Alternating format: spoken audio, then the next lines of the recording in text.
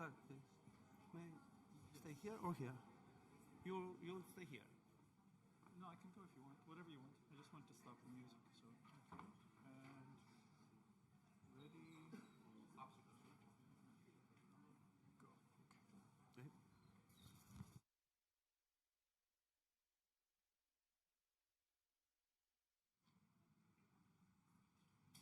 Okay. Good morning, everyone. Welcome to Most Kultury 2025 in Krosno. My name is Arkadiusz Marcinkowski. I'm moderation today of this session. Title is Technological and Digital Innovation in Culture. Please silence your phones, and if somebody needs to step out, do so between talks. Let's begin. It's my pleasure to introduce our keynote speaker, Professor Marcos Nowak.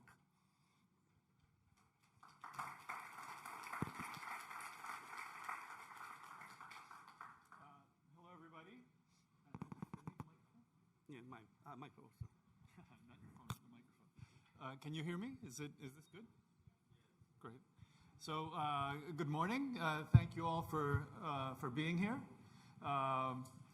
I wanted to just let you know that we were listening to some music from Poland and from, I think, near Krosno. It's Jacek, I believe, the composer, and Stefan Wesolowski from Stettin. And the piece is called Irini, which means peace. And I think that's a useful thing to have. And then we'll start. So I'm going to start with this image, and we'll come back to it later on. What you can see is that it's the United States, and I come from Santa Barbara, near UCLA. This particular image is really interesting. It's the entire internet in 1969. In 1969, UC Santa Barbara, where I am, and UCLA, and a couple of other places were the entire internet. And it's important to remember that, because whatever happened then, and we see the difference, it's going to happen again. It is happening again. So even things that are very small today are going to be very, very large, not so long from now, and probably quicker than it took for this to happen.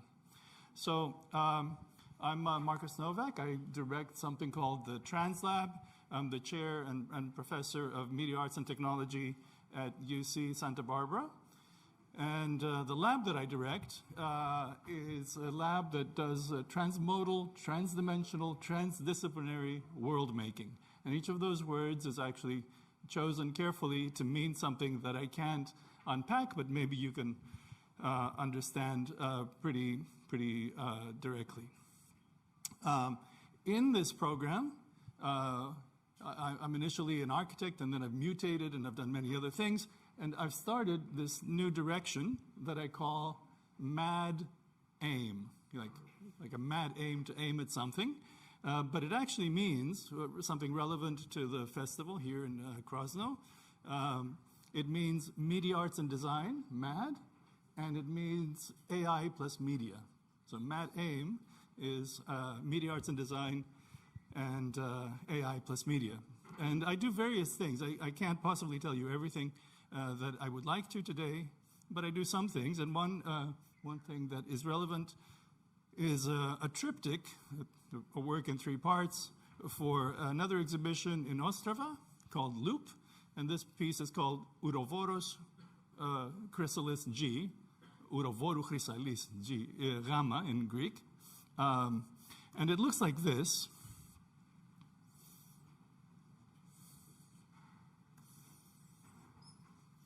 And the point of it is, it's of course AI generated, but the point of it is to explore a previously impossible aesthetic that doesn't look like anything. It's not supposed to resemble, it's not supposed to imitate, it's not supposed to do all the things that AI does. It's supposed to figure out the farthest things that we might be able to reach given this technology. So this notion of reaching is important to what we're talking about today. This talk, the keynote, is part of a two-part effort. Part of it is the keynote, and part of it is the exhibition that's just around the corner. And both of them have something to do with Stanislaw Lem. And, but this is the exponential Stanislaw Lem. I don't know how many of you know Lem, but I recommend that you discover him if you've forgotten him. And then the subtitle is AI and the Explosion of the Possible. So something has happened where the possible has exploded. One of the reasons is that I'm interested in Lem is that I'm here, and he was actually born about 100 kilometers from here, not far. I don't know exactly how far Lvov is, or now it's in Ukraine, but it's not far. But he was born in 1921, and this is his birthday. So how strange is that I've been invited to come here and to speak on his birthday, and he's a favorite of mine. He was actually born on the 13th, but they wrote down the 12th because 13th was unlucky. So anyway, yesterday was his birthday too. And then he was quite a famous science fiction author. Theodore Sturgeon, who's himself a famous science fiction author, declared in '76 that he was the most widely read science fiction author in the world, like a pretty major figure that comes from right around here. And he goes on to say that most people don't realize that he was more famous than Heinlein and Bradbury or Clarke, and that Stanislaw Lem was the best of them all. And he really is both the smartest and the funniest of all of these authors, because he's really, really superbly clever and very, very funny. But he's also a philosopher, and he's very sharp, and he makes all sorts of predictions that are relevant to this particular moment that we're experiencing, and it's right here. But there's another Polish person who's quite famous too, and that's Copernicus.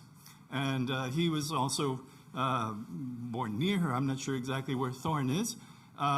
But he's famous, of course, because he expressed that the Earth isn't the center of the universe. He thought the sun was, and then since then we've discovered that, well, the center keeps on moving. And that part is really important because his book, his model, was the trigger, the beginning of the Copernican revolution, which basically never stopped happening. So there have been many revolutions since, and what's happened is that every time humanity realizes that the world is bigger than ever. It just gets bigger and bigger and bigger. And here we're getting to the point, just to give the talk away very, very quickly, the whole point of what I'm trying to say to you, if there's anything you should remember, is that just as we look at the sky, and every time we look, it looks bigger, there are more stars and more planets and more galaxies and more clusters and more this and more that, and it looks like there's more. But it's also all getting farther and farther apart. So back when there were only 7 planets, you could shoot an arrow and probably hit one, because there were only 7, Now, if you were to shoot something into space at random, even though there are billions of these things, you would probably not hit one because they're farther apart. So there's a problem that we have, which is, let me just read it. As the number of stars we see expands, so do the distances between them. As the space of the possible expands, so does the difficulty of finding rare treasures in the expanding universe of possible designs. So this is a design festival in a moment in time when the universe of design is becoming ever more huge. And the designer can say, oh, well, there's no design, or they can realize that this is the best challenge that has ever existed. It's just going to be more difficult to figure out how to get something from there. And it's so big that human beings can't do it alone. And this is where we need computers and we need AI to help us find the treasures that are in the universe. So there's the mad aim, right, that I was saying before. And the designer plus AI, or the artist plus AI, or the creative person plus AI, is a detector or generator of rare beauty in a universe full of beauty that's just difficult to extract. But that's why we like it. So the other part of, this is the talk part, the other part is around the corner, and it's a triptych, a work in 3 parts. And it has, let's go back, it has a similar name, so it's still exponential Lem. Like what would Lem imagined a lot of things about the present, about AI, about robots, about all sorts of things, but he did it in the last century. What if Lem were alive today and saw all this? Like his imagination and our imagination would be exponentially more powerful, more far-reaching. It would try to reach farther into the sky. So that's why exponential Lem is what I'm talking about.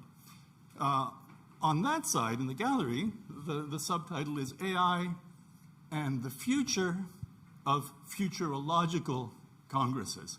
That's a kind of exponential thing too, right? So, but the reference is to a fantastic book called The Futurological Congress, where Lem takes robotics and virtuality and medical and molecular changes and imagines a future in which all of these things just keep on getting better for decades and decades until finally people can't tell the difference between the real and the virtual completely. And he begins to unravel the promise, but also the difficulty of what happens when reality gets compromised that way. And what you're seeing here, I'm now beginning to explain what the work in the gallery is, that there are 3 pieces. They have 3 themes that are drawn from Lem, and they have characters and sources. The 3 themes are pilots, constructors, and intelligences. Pilots are humans, and there are 2 characters, pilot Pirks and Ion Tichy, which in Greek and with my Spanish background, I misread, but I like it. I read as Ijon Tichy, which means I had luck, I was lucky, right? So there are these 2 characters. One of them is very pragmatic, and one of them is very absurdist. But there are these 2 characters in the novels, the Star Diaries and the Tales of Perks the Pilot, that explore the universe and get into all these adventures. And he balances the 2 out. Like some stories are this way, some stories are that way. They're all fantastic, but he's kind of giving us 2 sides of humanity. Then there are 2 other characters, the constructors, Trurl and Clopacius, who are robots. They're like sentient robots who go out in the universe into a universe full of sentient robots, planets full of robots that do everything. And they get into all sorts of misadventures, and they're amazing. But again, they're balanced. One of them, Trurl, is outrageous again, kind of like Ijon Tichy. And the other one, Clopacius, is the more cautious one, but they're both absurd and crazy, and they do strange things. The first one is a reference, like I can't tell you everything, but I can give you the list of books you should read. So the Star Diaries and the Tales of Perks the Pilots are for the first set. The Siberia and Fables for Robots are for the second set. All of these things you would love if you got into them. The third part is actually where we really, really are now. It's the third theme is intelligences, and he invents Golem 14, which sounds a lot like Louis 14, the way he writes it, which is already interesting. And then Honest Annie, and then you probably all know Solaris. You've probably seen the movie by Tarkovsky. You should read the book. There's another movie by Soderbergh. It's not so good. And then that refers to a couple of books. One is Summa Technologiae, which is a reference actually to St. Thomas Aquinas in a mammoth book about the sum of theology. It's a philosophical work that's really fantastic. And then Solaris, which is a novel. In these, Golem 14 is a little bit like, let's say, Elon Musk's Colossus supercomputer. And people create it, and then it starts working with them, And at some point, it just stops. It just stops cooperating. But before it stops cooperating, so this is like AI that we would know. So the AI that we're saying, AGI, all of these things, Golem is our AGI. Except that after a while, it looks at us and thinks we're silly and just stops working. Before it stops working, he says, well, you know, I'm actually not the best. There was a previous one called Honest Annie, which was even smarter, much smarter than I am. And Honest Annie just took a look and she just left. Like, no one knows what happened to Honest Annie. It was just like the most amazing AI that ever existed.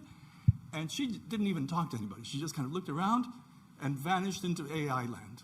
So Honest Annie is like, huh? But then there's another one, which is the AI in the story of Solaris, where people go to this planet and they discover that the planet is intelligent. The whole planet is intelligent. And they can't deal with the fact that it's that alien. So these are 3 degrees of intelligence that is alien to the human, to the point where the human may have invented it or may have discovered it, but can't understand it. Like, it's too big, too vast, too fast. Literally, its body is the ocean of a planet. And these are these degrees, right? From human to robot to AI that's a planet size, and we just can't make sense of it. So these kinds of ideas have led to this triptych, which is, of course, AI generated, but the point of it is never to resemble, but it's really to probe what is the world of design that is opening. For the moment, this is not real time. It took time to build. But where we are, and I'll show you a bit of that shortly, this will be real time. You'll be generating possibilities faster than you can actually experience them. So they look like this, and you'll see them. And hopefully, as you watch them, you'll see them transform into things that may surprise you, combinations that you would have a very hard time trying to sit down, however good a designer you might be, you would have a very hard time designing. But they're still made, like they're not accidentally discovered. I made them.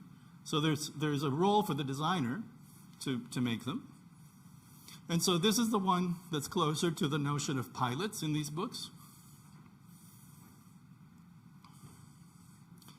I won't show you all of it, but this is the one that's closer to the constructors. And some of this is also, I should say, while we're watching this, some of it is also inspired by the fact that we're in Krosno, and there's Krosno glass, and so there's a kind of a glass and liquid and other kinds of aesthetic that's involved. And there's a kind of, like in this one, there's a bit more of a sense of craft and the kinds of things that you could imagine making, but they would be almost impossible to literally make. But we'll actually touch upon that quickly as well. Okay, so this goes on. What's fun if you actually take the time to watch them, especially when there are all 3 of them, is that they'll make these really substantial changes into a very different character of object, if you can call it an object.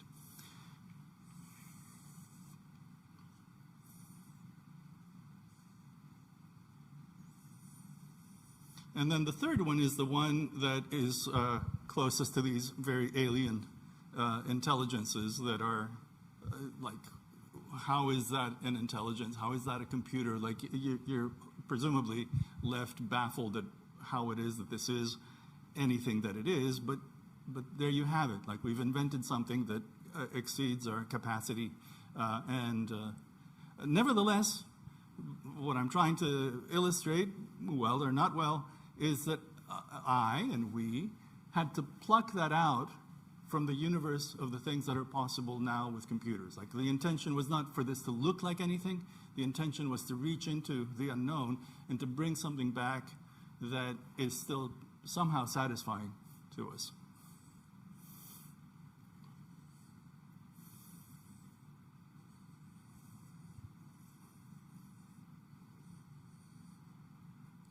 So now, to bring it a little closer to design, this is Mid-Journey. You probably have all worked with it, and you can explore Mid-Journey literally, or you can explore it abstractly. So these are abstract explorations. Again, they're not trying to look like anything. They're simply formal studies, let's say. And from these formal studies, you can make many things, including things that would be kind of difficult to build, to design on software, to design by hand, to build. But we're at the point where I can take one of these images, literally give it to another AI, and get the 3D object. So that's actually a 3D printable object that came from this AI universe that I can then put into VR and so on. And then so is this, and so is this. These are like, they started off as images, but now they're printable objects. And then there's this, which is a different category of thing. It looks like some kind of composition of lentils or something. But the interesting thing about this one is that I actually, it came through a conversation with something called Model Context Protocol, a way of having your AI talk to your software. So Blender and Claude are talking to each other, and I show the computer this photograph from Qatar of Jean Nouvel's museum, and I say, what do you see? It says, I see this. And I say, can you build it? And a little conversation later, it gives me that. Like it actually sees it and knows how compositionally to compose it just from a single image. Now, this process, again, I don't have time to show you everything and tell you everything, but this is from just the other day. Demis Hassabis, the CEO of DeepMind, is in a conversation, and he's talking about something called, oops, no, go back. Let's see if I can get this to play. Oh, come on.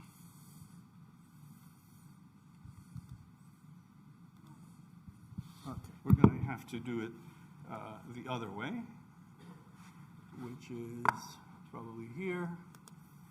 And let's put it in the right moment. Fortunately, I know where it is. So it's about here. And let's watch a little bit of this. Assuming it comes in. Okay, let's do one more step.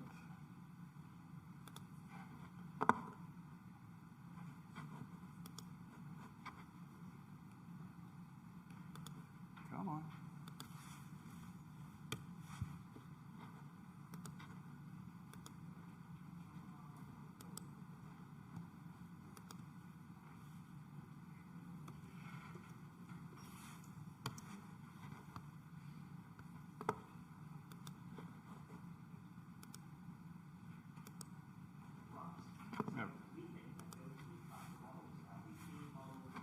That's the wrong spot. I'll find it again. Those are expressions of us. So what is the Genie World model? Here. So there's an evolution of models, a lot of new models coming out, and also new classes of models. The other day, you released this Genie World model. Yes. So what is the Genie World model? And I think we got a video of it. Is it worth looking at? We can talk about it live. Yeah, we can watch that, sure. Because I think you have to see it to understand it, because it's so extraordinary. Can we pull up the video and then narrate a little bit about what we're looking at? What you're seeing are not games or videos. They're worlds.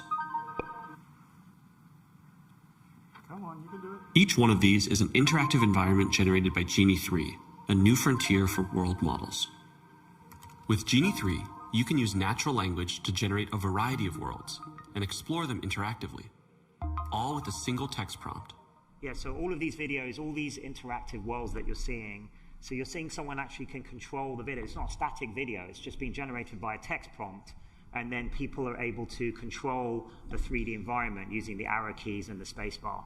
So everything you're seeing here is being all these pixels are being generated on the fly. They don't exist until the player or the person interacting with it goes to that part of the world. So all of this richness, and then you'll see in a second, so this is fully generated. This is not a real video. This is generated someone painting their room, and they're painting some stuff on the wall, and then the player is going to look to the right and then look back. So now this part of the world didn't exist before, so now it exists. And then they look back and they see the same painting marks they left just earlier. And again, this is every pixel you can see is fully generated. And then you can type things like person in a chicken suit or a jet ski, and it will just, in real time, include them in the scene. So, I think, it's quite mind-blowing, really. But I think what's hard to grok when looking at this, because we've all played video games that have a 3D element to them when you're in an immersive world, but there's no objects that have been created. There's no rendering engine. You're not using Unity or Unreal, which are the 3D rendering engines.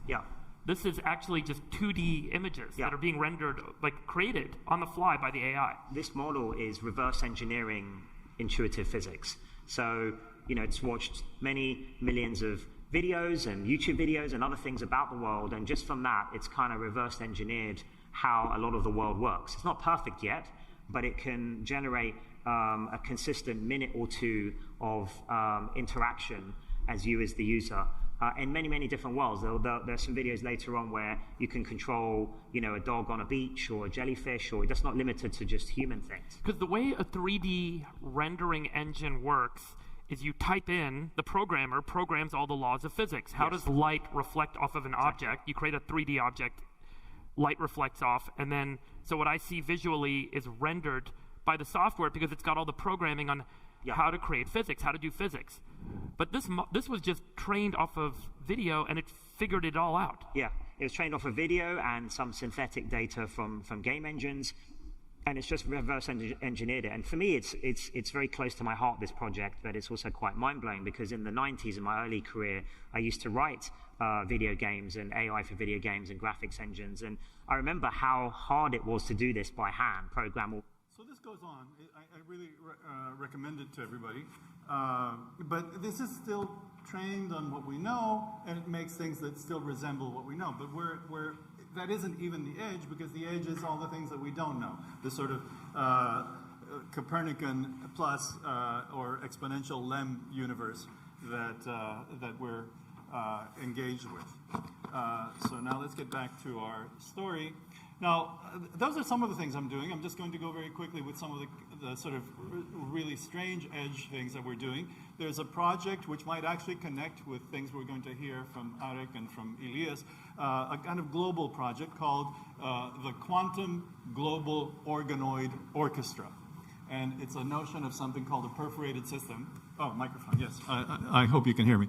What you're seeing here on the dish are little brains. They're basically brain cells that have been cultured to grow, and they grow into these little clusters.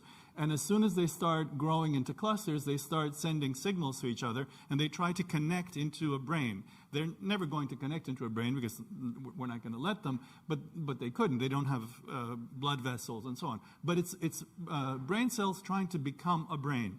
And we're working with the neuroscientists on campus, and we're getting data from these little organoids, and we're sending the data from the lab to the media lab, from the media lab to other labs and other media labs and museums and galleries around the world, and we're building from the tiny brain a brain the size of the Earth, trying to connect to each other, and then to get interactions from around the world and feed them back into the living cells, a kind of loop between the micro and the macro.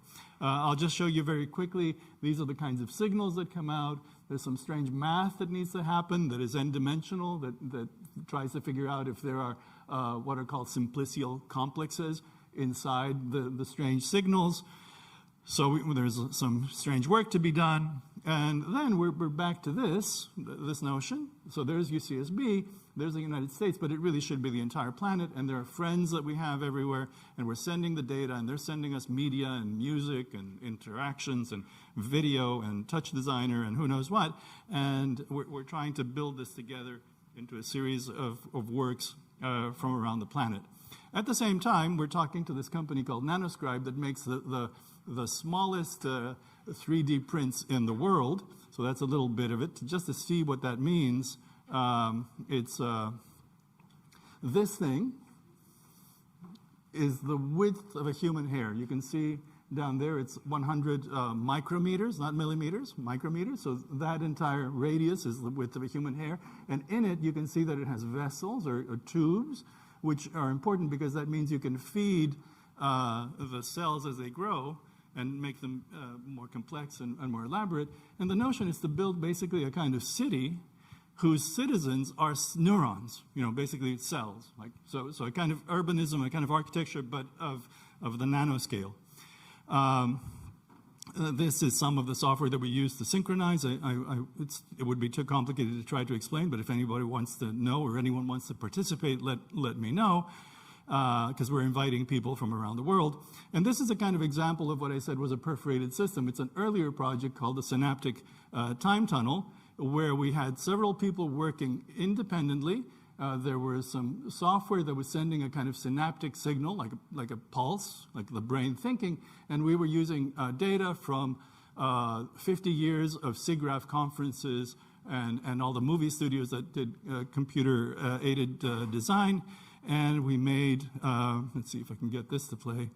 No, I'm going to have to go back and persuade it. Okay, let's do it the other way again. I think it's because of the Wi-Fi connection is not reliable. So where is it going to find it?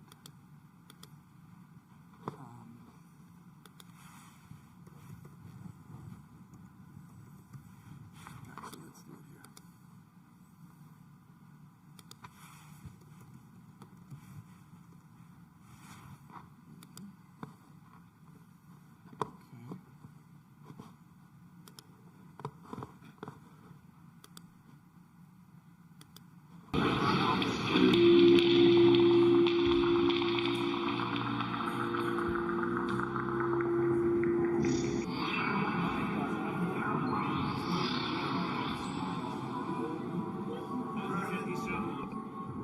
Large installation. What you're seeing on each screen is the contribution of many different people working independently and then synchronized by the software.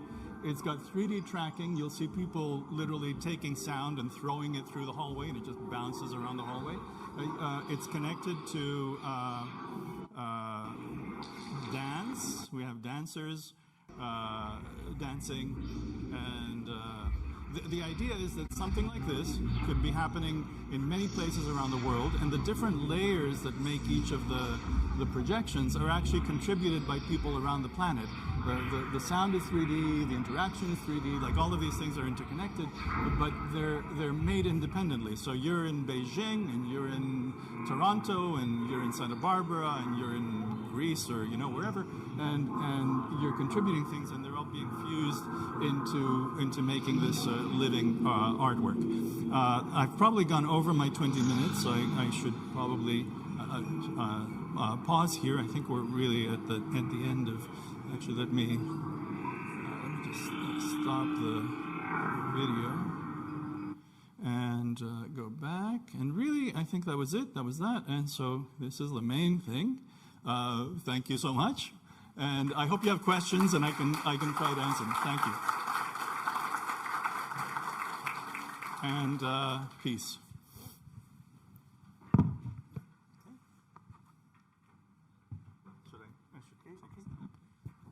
Thank you very much for nice lecture. And now I want to invite a professor from Taiwan, Tao Ya-Lun.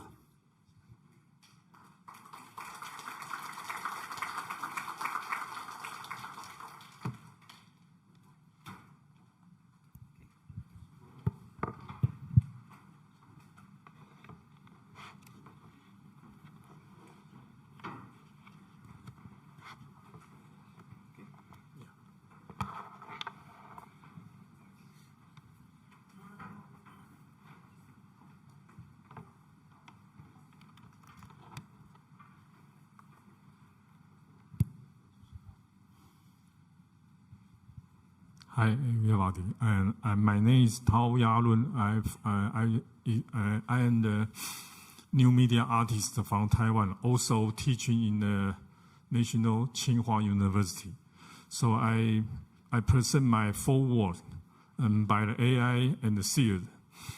And the one word I made this word is in 3 years ago in the sealed, and I show you the video. 将身体的重量从一只脚稍微转移到另一只脚。The background is AI.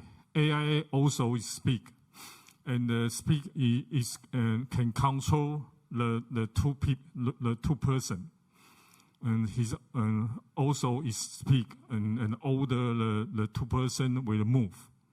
So the two person have a sensor on the body, so the body information can transfer to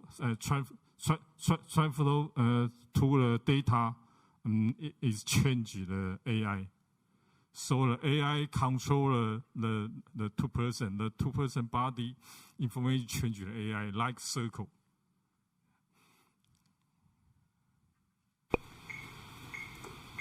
很好，开始绕圈跑动，请跟随你的光。继续。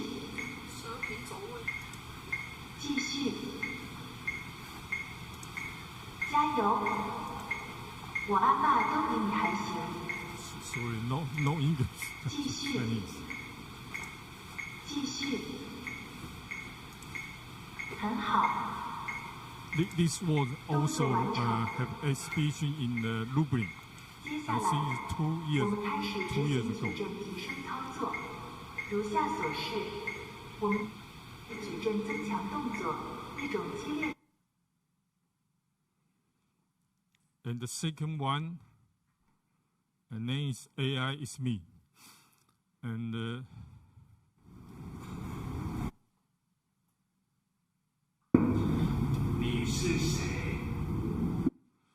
and the person as the AI who I am. So the AI will name the person his son. So after the AI his son like this man. So like same people.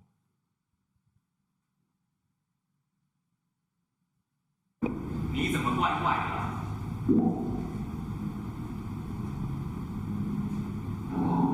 因为别人紧张，因为我想学习变得更好。OK， 所以呢，我今天会继续把这个家伙调教的跟我一模一样，然后在最后，我会让他进行一个重要任务。想要知道什么任务的话，就记得要看到最后哦。而在这个训练过程当中，如果大家想要跟我们激情对话的话，现在就可以把手机拿出来，然后打开飞行模式。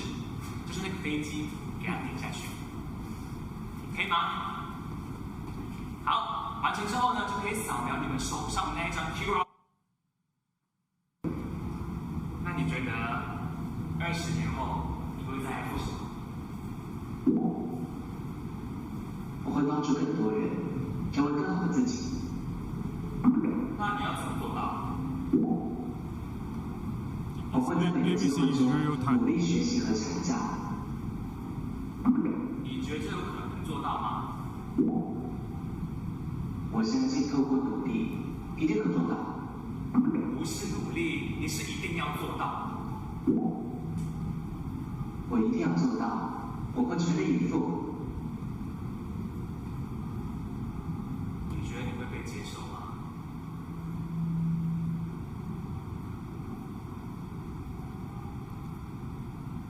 Okay, and I show other word. Other word is made from the very famous Japanese movie. Name is Rashomon. Rashomon is two people saw some person is killed. Police as the two person talking about from the police. The story is different, so it's not true in this movie. So we make a performance show.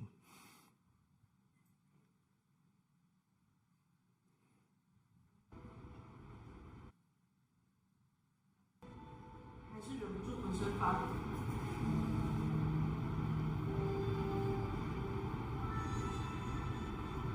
我的丈夫一句话也没有说，可是我看着他的脸，闪烁在他眼里的，既不是愤怒，也不是悲哀，而是对我的轻蔑。还被绑在那里，我好不容易从落满竹叶的地上撑起身来，我看着我丈夫的表情，跟刚才丝毫没有两样。在冷冰冰的轻蔑之下，蕴藏着憎恶的光，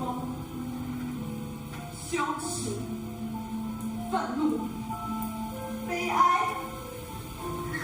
我简直不知道怎么样形容当时的心情才好。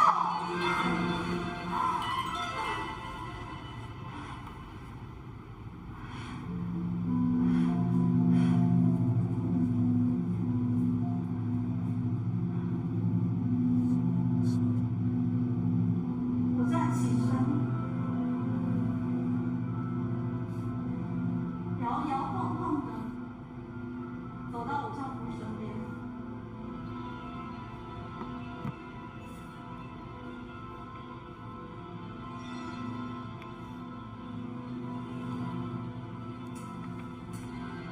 跟他说，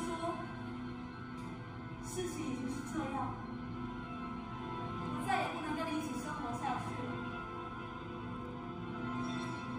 我打算一死了之，可是请别去死吧！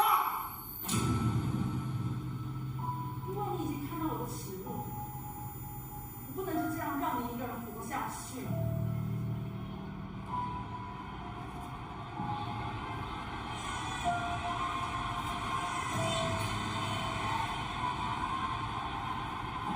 我费了好大的力气才说完这几句话，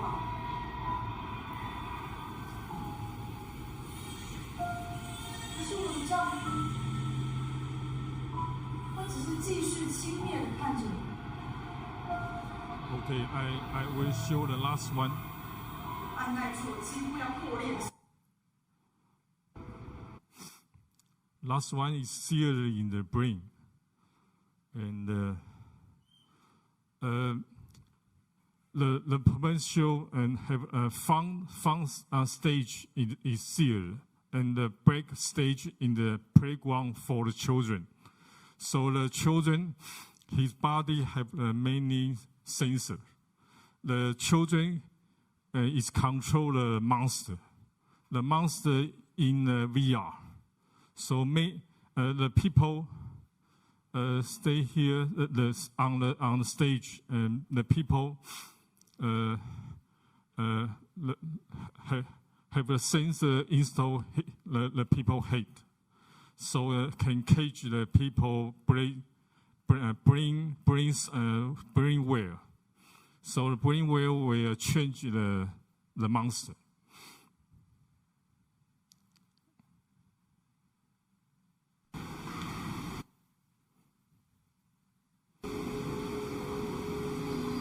So the screen is in the VR.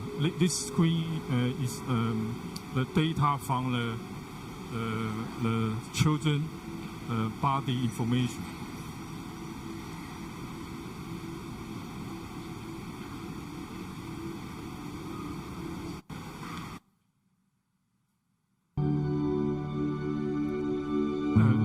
This image from in the VR.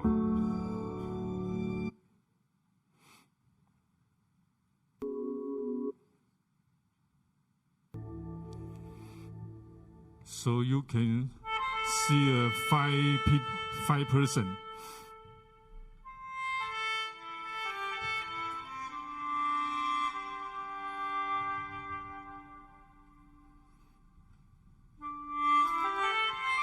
So in central have an egg from underground.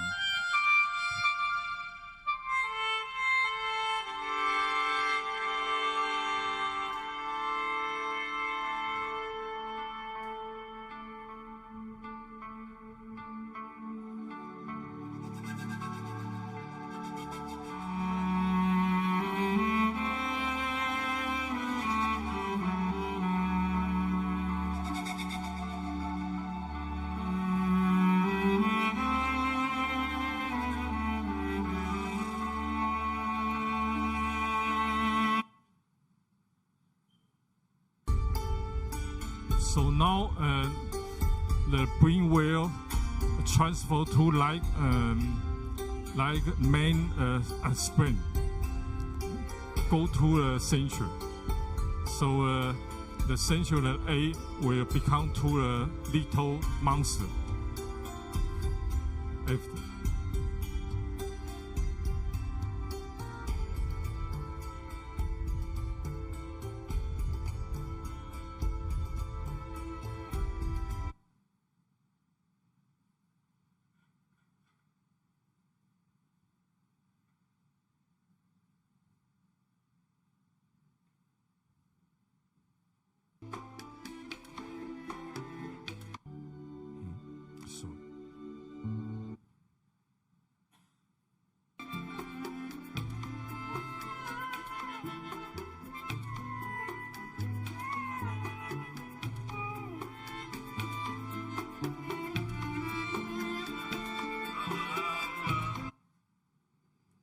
So the people brain will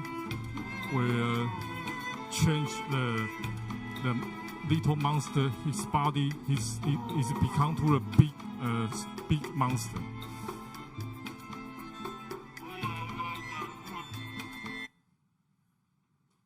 So now it's changed to a very big monster.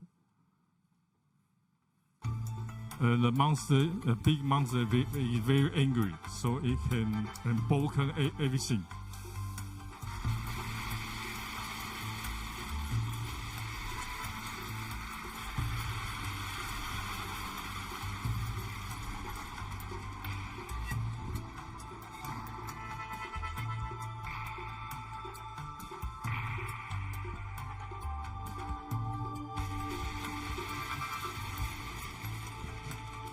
So in the finish, the monster will eat everyone. So one by one, it's finished.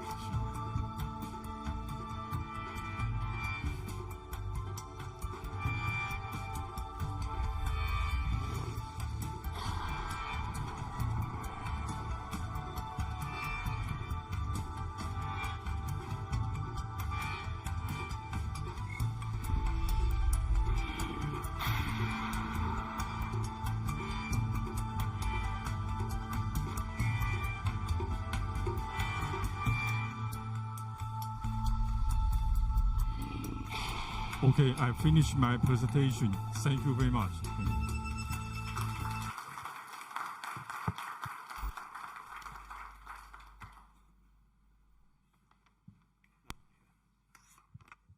Thank you very much, Professor. And now I want to invite Ilias Hatchikristodoulou from Greece.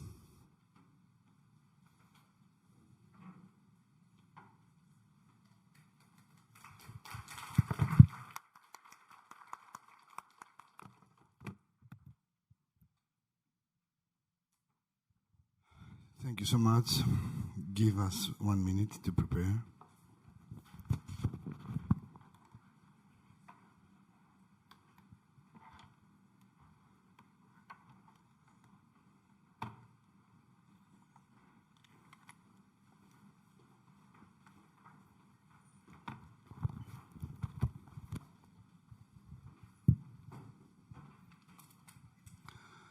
Good morning. Thank you that you have been here for us and this great brand new festival for Krosno, a wonderful city.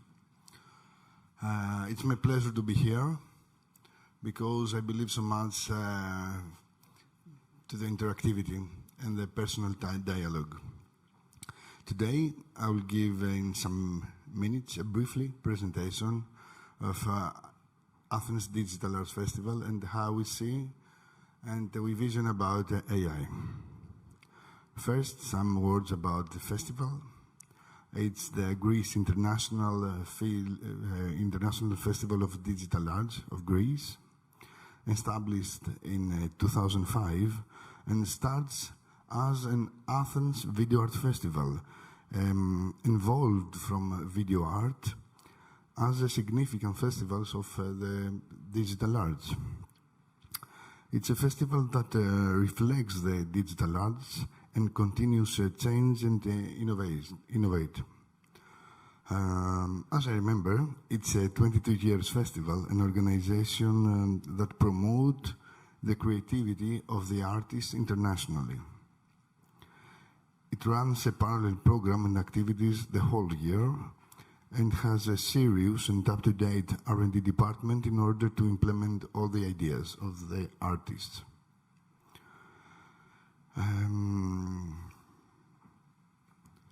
We have something like vision about be a festival, but also an organization. As I say, we're running the festival and an organization the whole year. So this became from something that we love, our job. So the whole year we are thinking about the new ideas, and we are there in order to express ourselves and help the artists to make their ideas real. Two big periods in our life. The first period is the call for entries, the global submission period, aligning with the annual theme of the festival. And the other period is the festival and the preliminary activities. The festival has 12 categories that always enrich each other. It's the video art, the animation, the digital image, the web art, the installation category, the audiovisual performance, the virtual reality, augmented reality, and mixed reality categories, the games, the talks, the workshops, the music, and not but least, the Adapt Kids, one of my favorite categories that is for not only children, parents, and big children like us. Also, it can has more categories like the festivals of the world, one of my favorite category that starts in the first year of the festival, and it helps us so much. And the academic collaboration, and of course the special tributes. And now we are ready and to see the first video. I'm gonna ask the control to play the first video that I want to present here.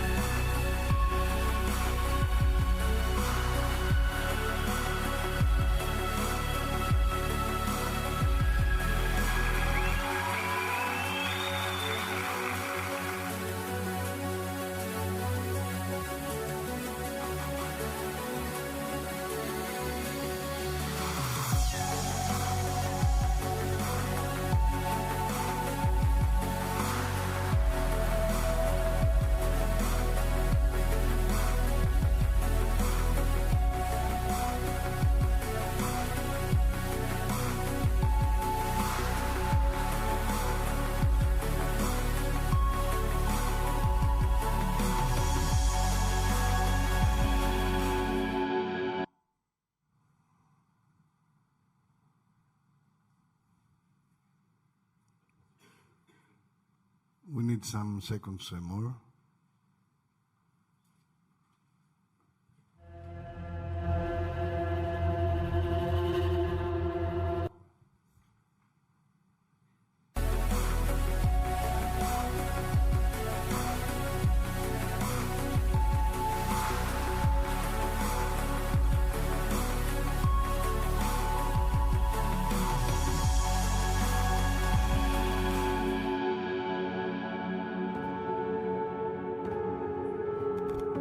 Okay, thank you. So the theme it was the singularity now, and in order to continue, in new COVID era, we announced the ADAF Online. It's the exchange of the festival, the new day of the festival, a pioneer platform with artworks, talks, performances, and workshops, and most of them are live streaming. I remember the performance and the talk of Stellark, the live performance of Ikeda, holographic and interactive workshops with real-time instructors. So we collaborate something like almost 200 festivals in order to bring the biggest or brand new festivals to Athens, present their best of the program, their talks, special events, special installations, etc. At the same time, when their festivals happens, we go there. We participate in order to exchange their program. And these connections getting year by year stronger. And it became stronger also when we're running a lot of EU Creative Europe programs with them. So if I can see our history from 2000 to 2005, we playing, we just visioning, we express ourselves with the whole mediums. Between 2010 and 2015, we make the festival stronger and stable. And the third period, 2015, and of course we have we changed the brand name from Athens Video Art Festival to Athens Digital Art Festival. It wasn't easy, but it was our DNA. And the third period, after 2015, we look after ourselves, especially the community, and we build the future. Now about the Athens Digital Arts Festival and AI and Metaverse. First of all, we support through our festivals with the themes. I remember 2021, the Tactus, the dimension after the COVID era. 2023, the Future Retro, that it was retro aesthetics and futurism with AI. And of course, the last theme, simulacra, that we're going to see, it was a concept of simulation in the AI symbiosis. And we are ready to see the small second video of the simulacra.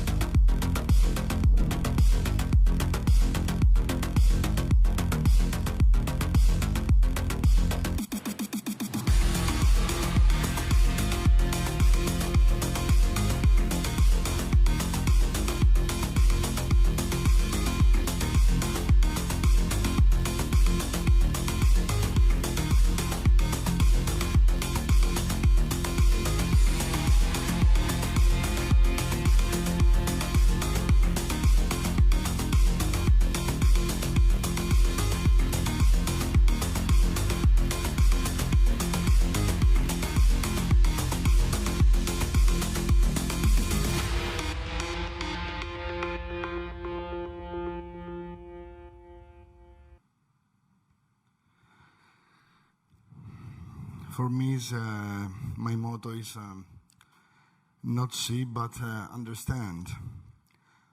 Yesterday, obviously, when I saw the artwork of Marcos, when it was set up, I see three amazing, very nice screens of a triptych, a very nice installation. But guys, after today, after the presentation, for me it's also another meaning. It was something bigger, much bigger, of an installation. So knowledge is a truly power. Always I try to understand, transmit, and communicate the message.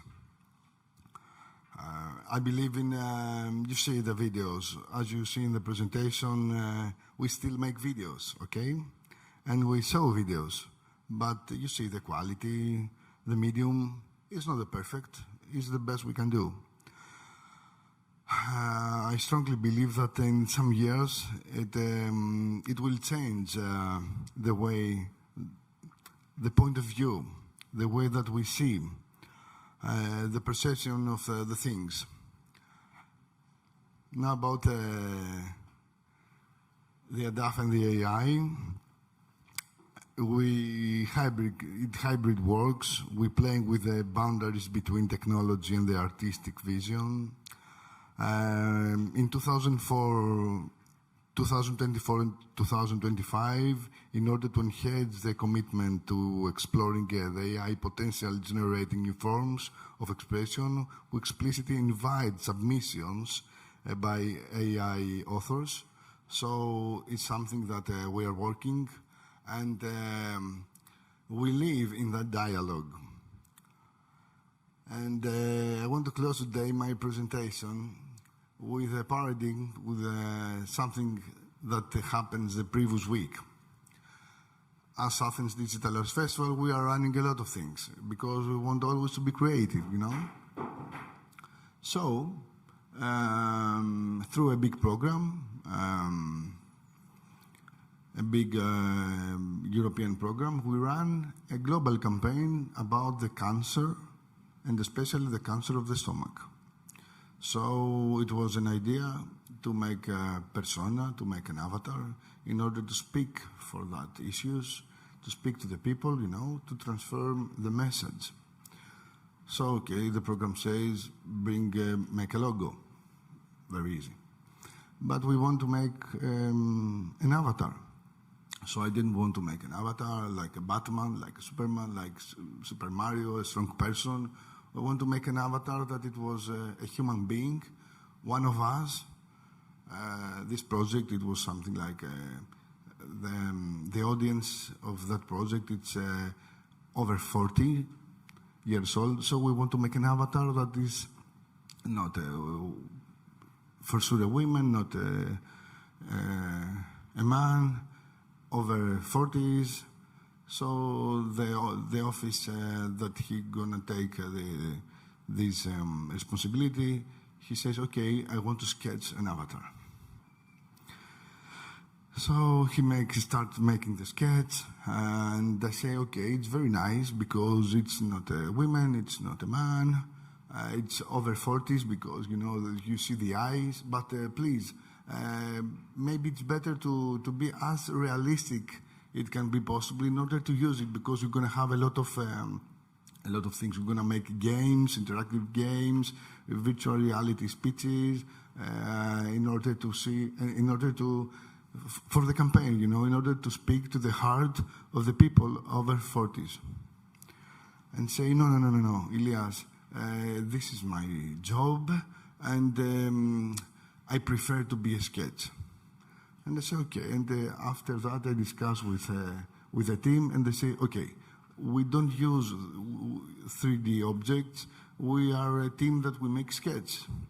And I say, okay, you can use the AI as a tool and give this sketch, this very, very nice sketch, a really amazing sketch, in order to see how it's going to be a 3D render. that you don't want to use. I understand, but it's a properties, you know, that if you make from a sketch a real avatar, what happened, you know, with the property? It's yours or it's the AI? No, impossible. I don't want at all the young people.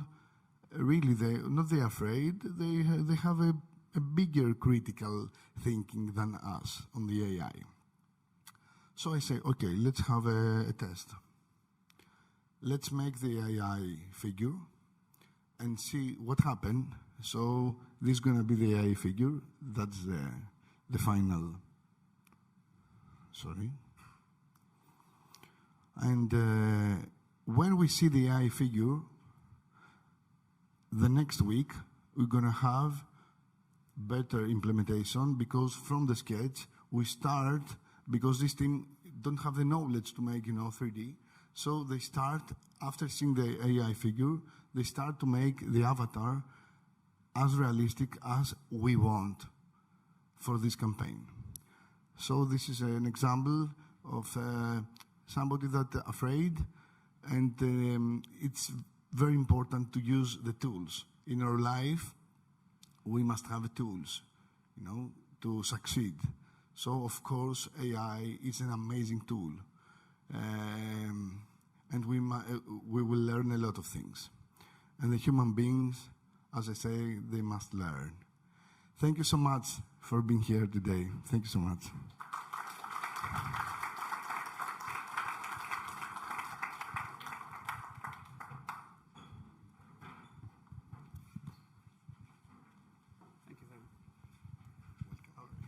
Thank you very much, Ilias. Now I want to invite Professor Ulrich from Singapore. Only.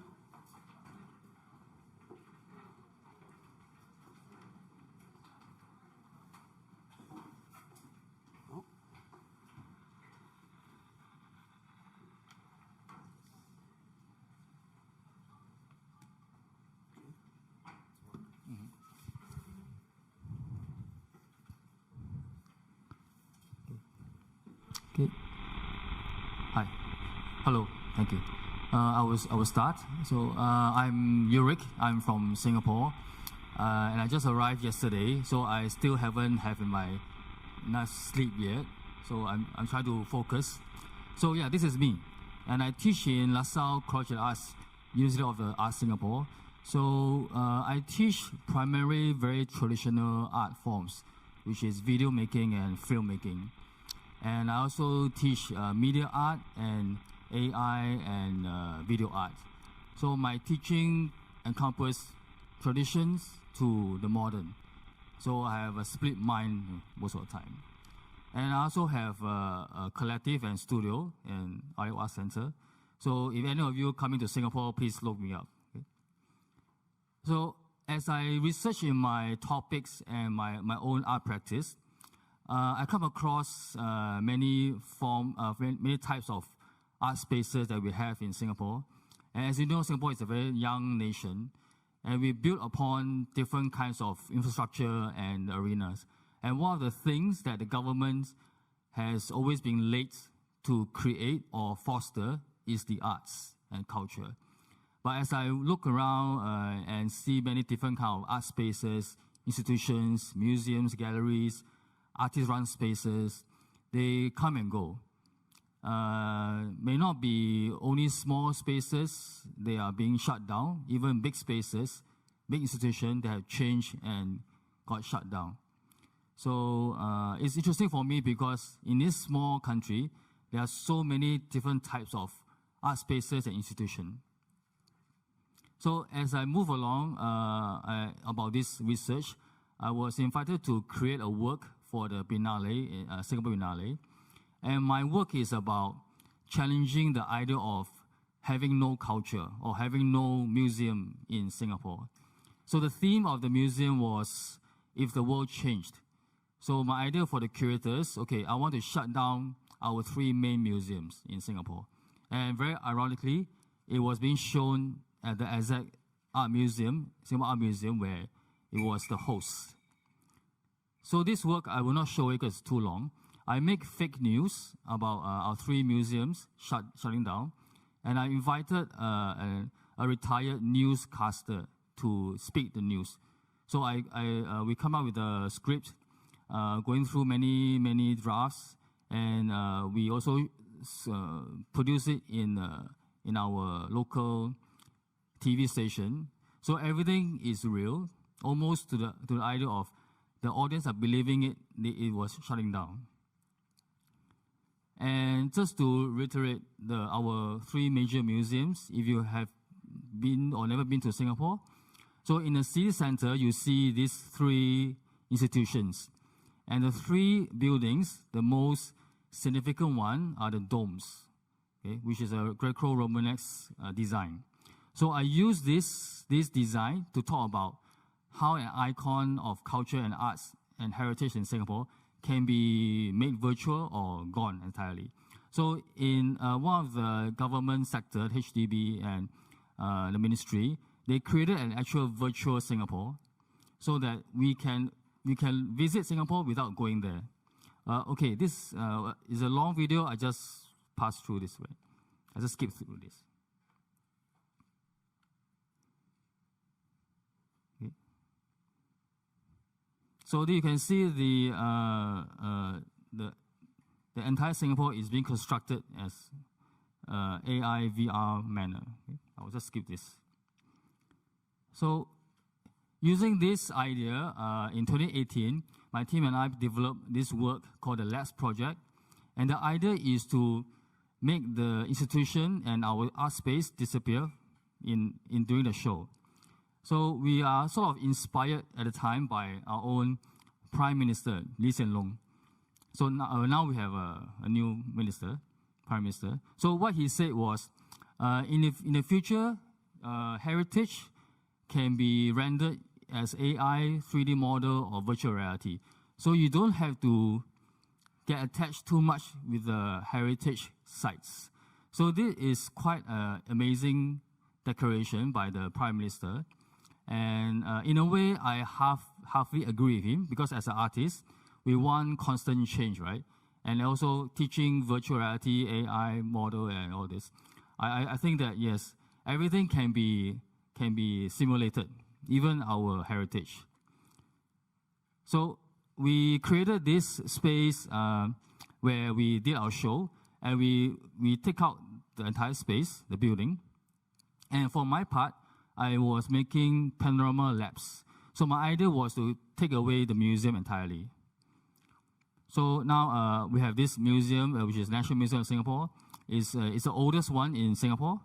And we have a little kid sitting there, drawing it, having a good time. So my idea is to just get it out of the way, disappear. Okay, so sorry, kid, no more museum. So and this to be rendered as a AI generated video. So the next one is Singapore Art Museum, and now it's gone. Actually, now it's already gone because the whole museum institution moved to the Keppel warehouse. It's a big warehouse. But the site is still there. And this is the newest one, the National Gallery of Singapore. And it is also across the Padang, the big field where we have National Day parades all the time. And now it's gone. So the work is being rendered and turned out as a video form. And I'll just show you a few presentations we did in Singapore and Tokyo in NTCC back in 2020. So these are the views. And let me just show you a bit of a video.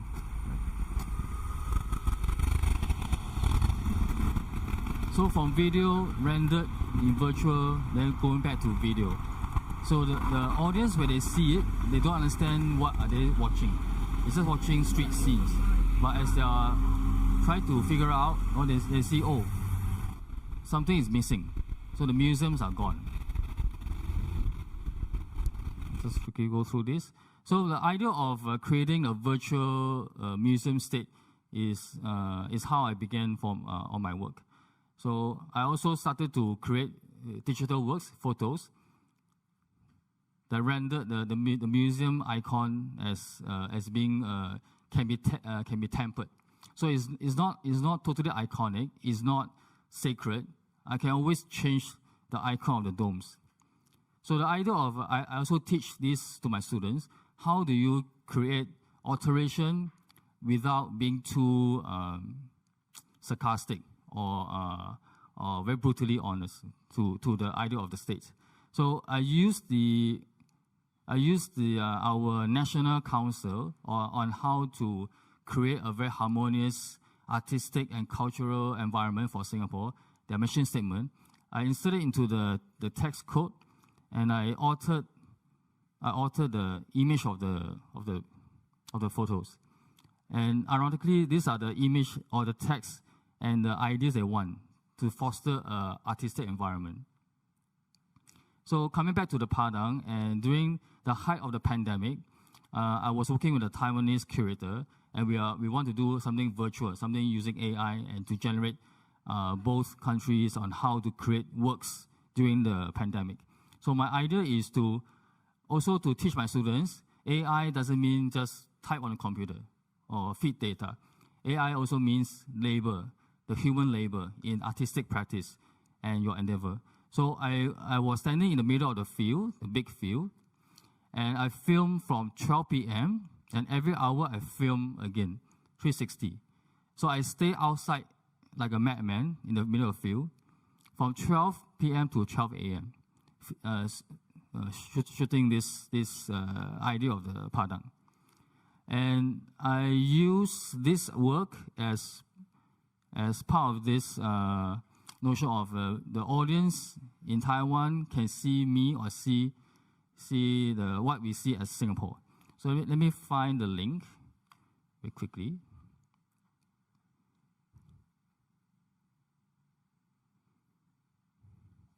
So this is just another rendition of the work, but originally it was in VR. So the audience in Taiwan, they can see this. It's like a watermelon of a city center. Yeah. So let me go back to, oops.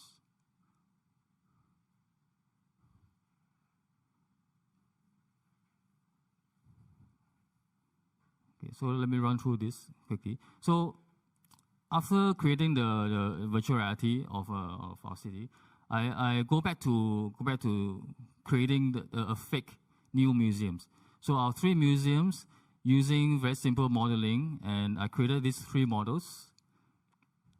And I was also invited to do a show that was talking about VR, AI, and virtual environments. So I created this mesh of 3 museums into one building model. And I wanted the audience to experience how I experienced visiting the museum. So, oops. So I was walking between the 3 museums, and altogether I traveled around 5 kilometers by walking. And me and the engineering team, we created this motion of walking that they will have to travel around in that one spot to go and experience the 3 sites. So that was it. Yeah. Let's keep through this faster.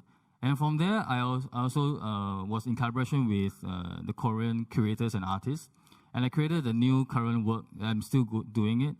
It's called the Museum Theorem. And during the launch, we virtually created our own virtual selves. So using AI prompts, and this is the opening site. I was a samurai for all reasons. I'm made myself a samurai. So we created different locations, different sites, or different worlds in Unity and transport to VR chat. And we have several different examples of artist tour and curators tour. So I won't go into it because it's a bit too long. Let's go through this. And now this current work is my primary practice and research. So using the museum as fragments, So I've been collecting all this as data set. Let me just skip this. So now is being developed as like ruins. I'm collecting ruins and I piece together to form new museums. But the museum, of course, is an imaginary world that suggests the physical museum is gone, and what is left with is memory and our sense of heritage.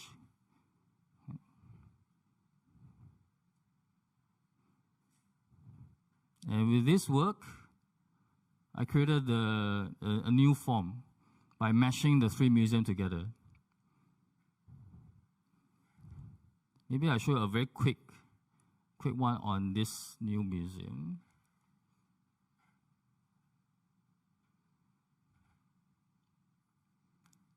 So now with my team, we're building a museum that you can go inside, walking around. It's still quite a raw state.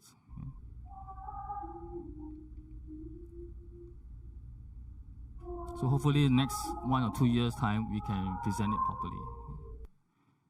So going back. And go back to teaching traditional filmmaking. Oh, sorry. I'm also on the process of creating other Asian museums that I can mash it together. So Singapore plus, let's say, Korea. And I'm also scanning sites in Taiwan and Tokyo. So these are the remnants. And, And last year, I was invited to Ars Electronica, where I presented these fragments, these museum fragments, as part of a DJing or VJing.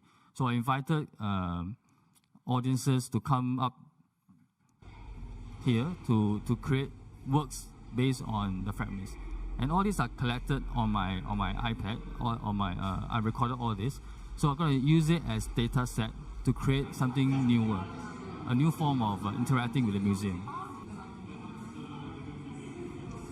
Okay, let me say this quickly. So now the education part has become part of playing. So maybe lastly, going back to my traditional filmmaking classes. So I was commissioned to do a work. Now going back to our Prime Minister, former Prime Minister Lee Kuan Yew. He has passed away, and this is, at the time, it was his 100-year birth year. So to commemorate, I'm commissioned to do a work, and my idea is to use his famous speeches, go through ChatGPT, construct into dramatic scripts, and let 5 different actors, actresses, to come in to do auditions. So these are the 5 different actors. And each one represents an era of Lee Kuan Yew, taking his speech, go through ChatGPT, and construct into AI scripts. So this is a sample of the script. So this is his earlier, when he was maybe in his early 20s. And he hasn't started in his political career yet. And this is a script.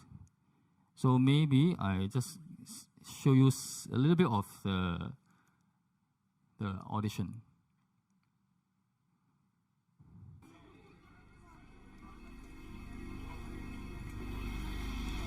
Just skip through quickly. So these are also as collect as data set. So from BTS of my crew to the actors and she is the host of the work. Let me go through one.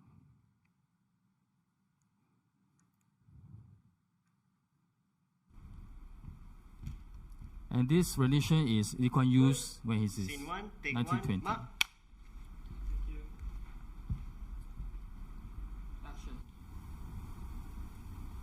My dear friends, my fellow seekers of knowledge, today, as I stand before you, a young law student and the editor of our esteemed Revels College magazine, I am overwhelmed with the weight of responsibility that rests upon our shoulders. So this is created by AI. And fortunately, I'm still standing here. So the government approved the work, and it was actually visited by our President of Singapore. So yes, I think I'm finished.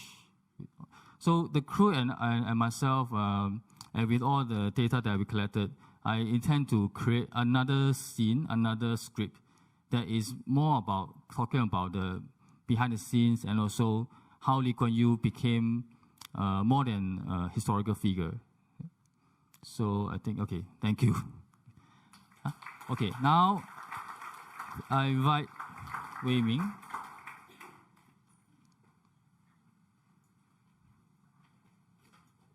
Yes. Okay. We invite now Wei Ming Ho from Taiwan, Taipei.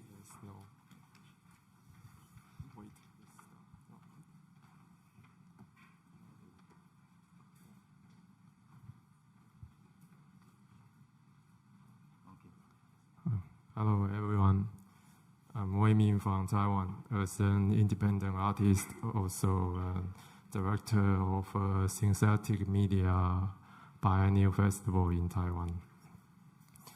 And today I would like to thank to the Krosno Design Festival because them, so I came to be here to meet all this my friend who I have worked for 10 years, also some new friend, Marcus, there's a lot of nice designer. And I try to make up this conference including a different type of AI content. So today I choose this topic about robot. And because this topic, so I try to pretend myself as a stupid man and human, and try to do a little experimentation with AI too today, just today morning. Yeah, so let's see. It's not because I'm lazy, it's because I have to try something interesting. Yeah. Robotic imaginations and history from the ancient world to nowadays.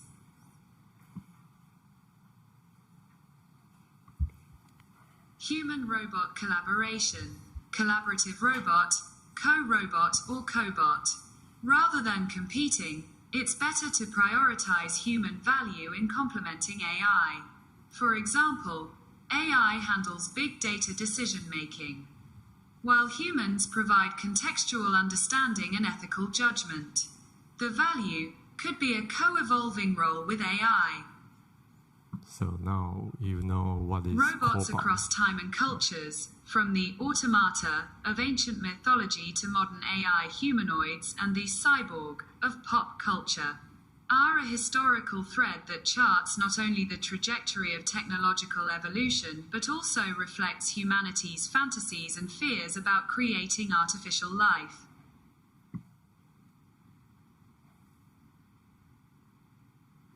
Greek mythology. Hephaestus's automata date, circa 800 BC description. The god of fire, Hephaestus, created an animated metal maid and a bronze giant, Talos, capable of autonomous movement to protect the island of Crete, meaning robots, as art of the gods, are the earliest concept of automation in mythology.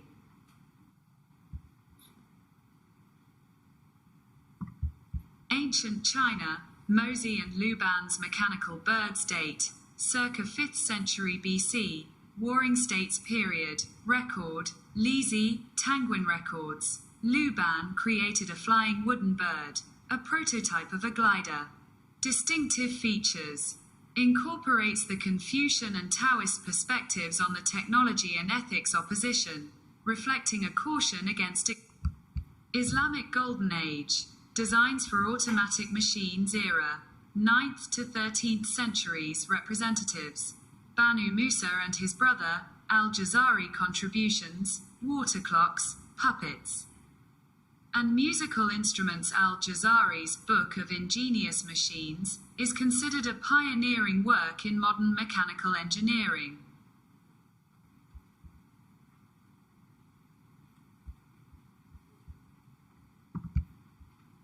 Modern and recent development of robotics, the origin of the word robot, 1920, from the Czech play R.U.R. Rossum's Universal Robots, by Karel Čapek. Robot comes from the Czech 20th century, from industrial robotic arms to humanoid robots.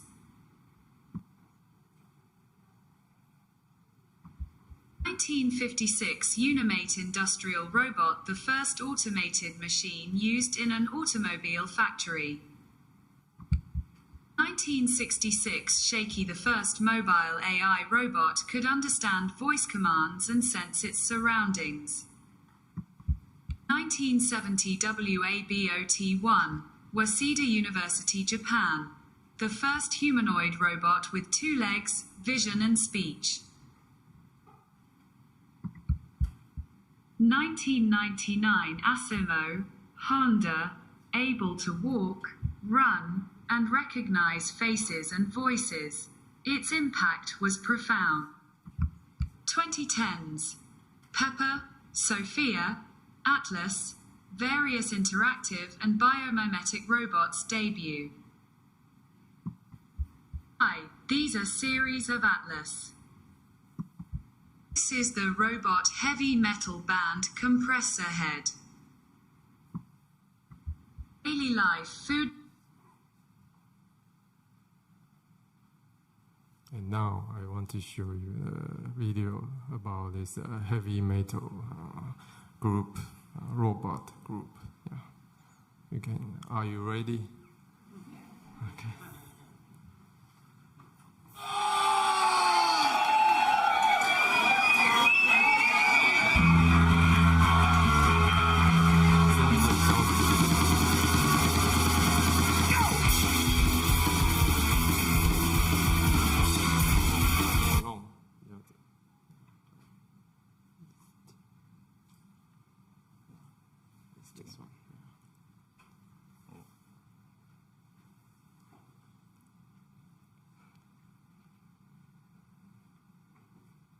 Sorry, a little mistake.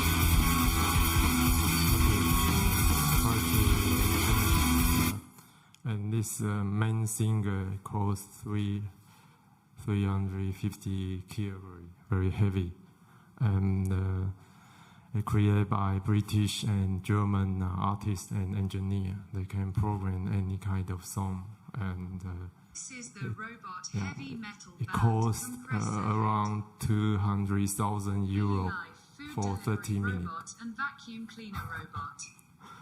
And so this is nowadays our daily life full of robot.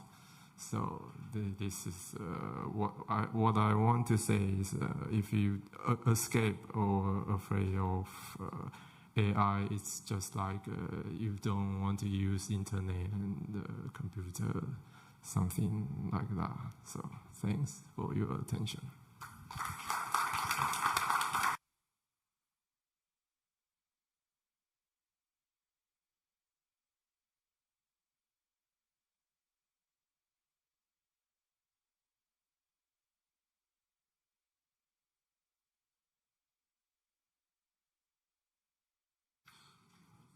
Thank you very much, Wei Ming. And now I want to invite Professor Andreas Guskos from Poland.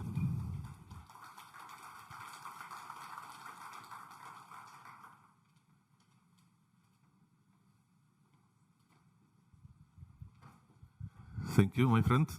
Thank you. Hello.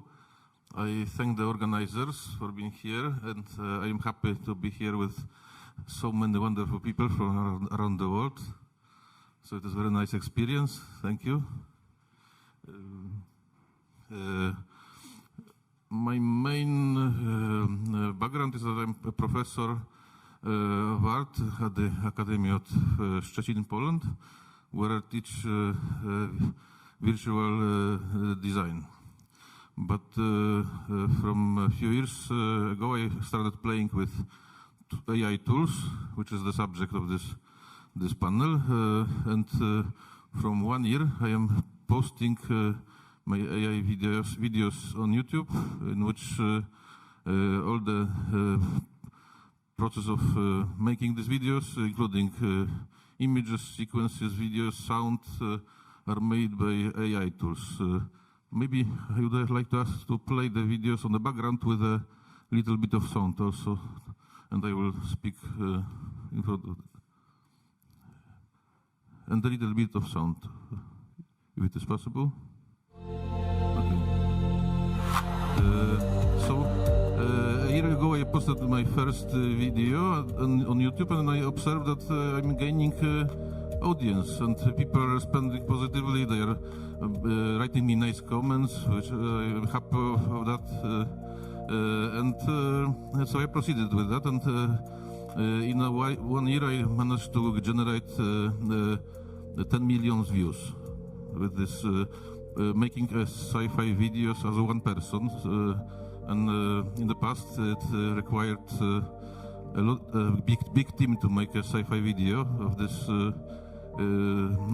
this visual detail and sound. Many different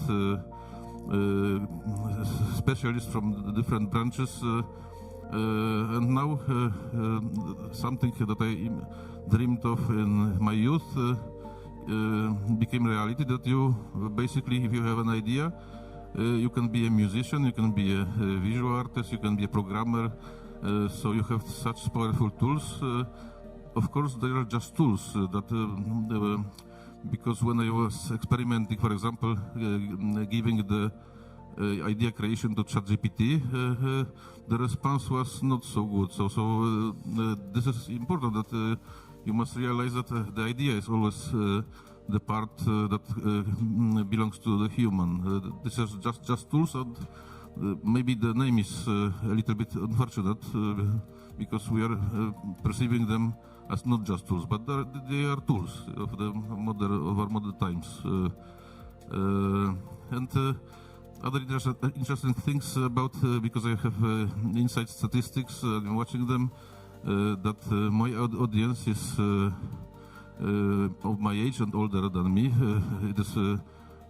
It is 55 to 65 years is the most spectators. So I think maybe they lived their youth in the same age as I was, and they also were the fans of the science fiction movies of that time. And I'm trying to make that mood to be a science fiction with the mood of the 90s. I can tell you several videos, for example, some statistics, how much they gained and how in what amount of time. But I must wear my glasses.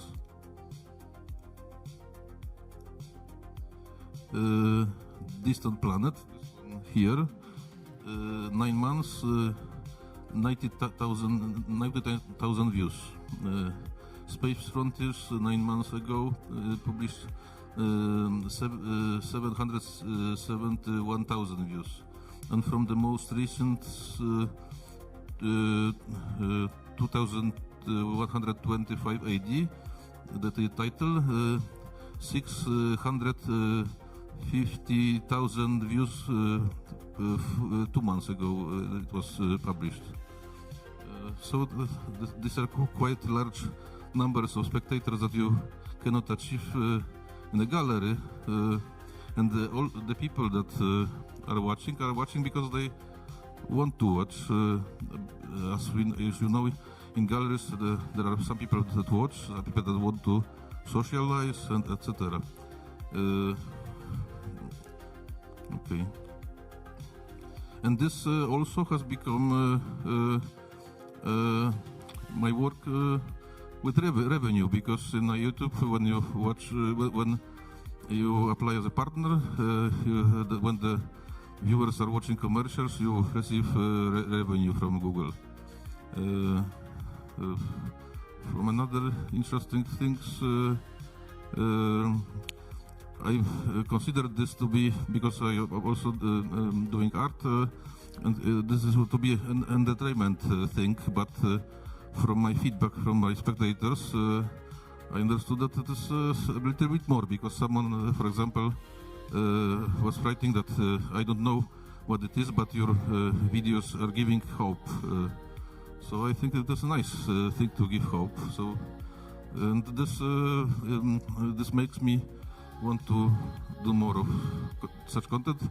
At the end, because I don't want to prolong, to give more time to our guests from around the world to present the presentations, I just say a few things about the tools.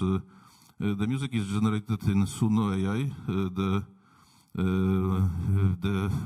static images in Midjourney. And the videos in Midjourney, the sequences of videos in Midjourney, in Runway Gene 3, and in Hailuo, Minimax Hailuo AI, and most of them in Minimax Hailuo AI, because it is a Chinese AI company, and they proposed me a collaboration. I don't have to pay the subscription, so I can generate a limitless video with that tool, and I'm happy for that. So this is are the tools. Maybe for some 30 seconds you can make the music up, so it could be also hearable.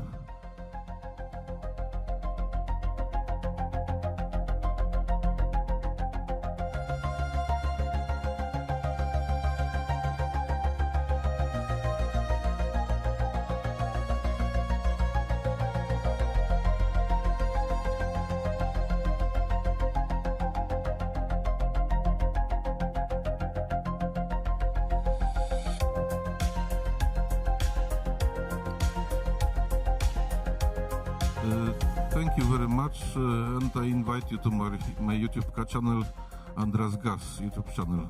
Thank you very much. Thank you, Andras. Now I want to invite Bo Yung from China.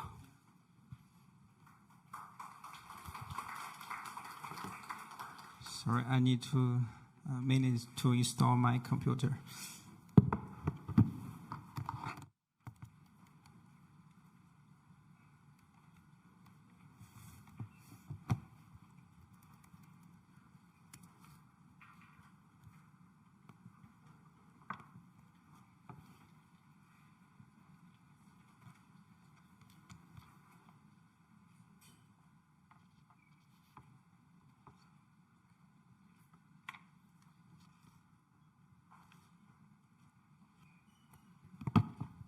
Okay, lunchtime is coming. I will finish my presentation soon.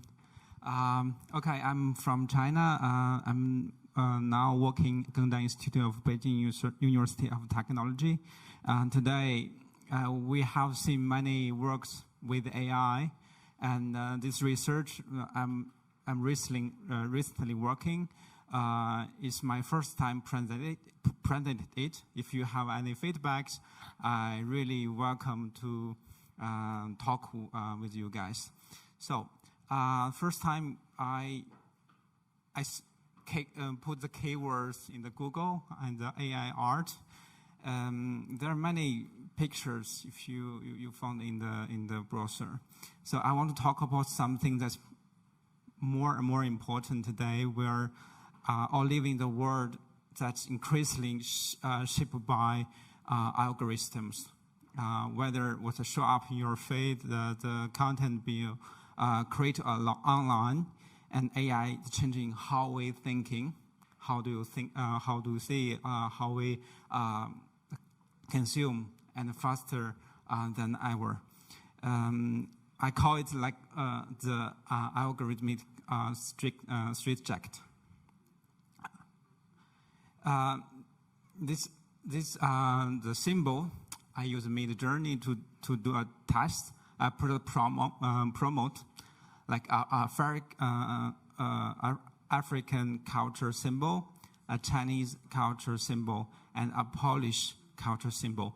So you see the prompt is really simple prompt. I didn't put any extra word to describe it.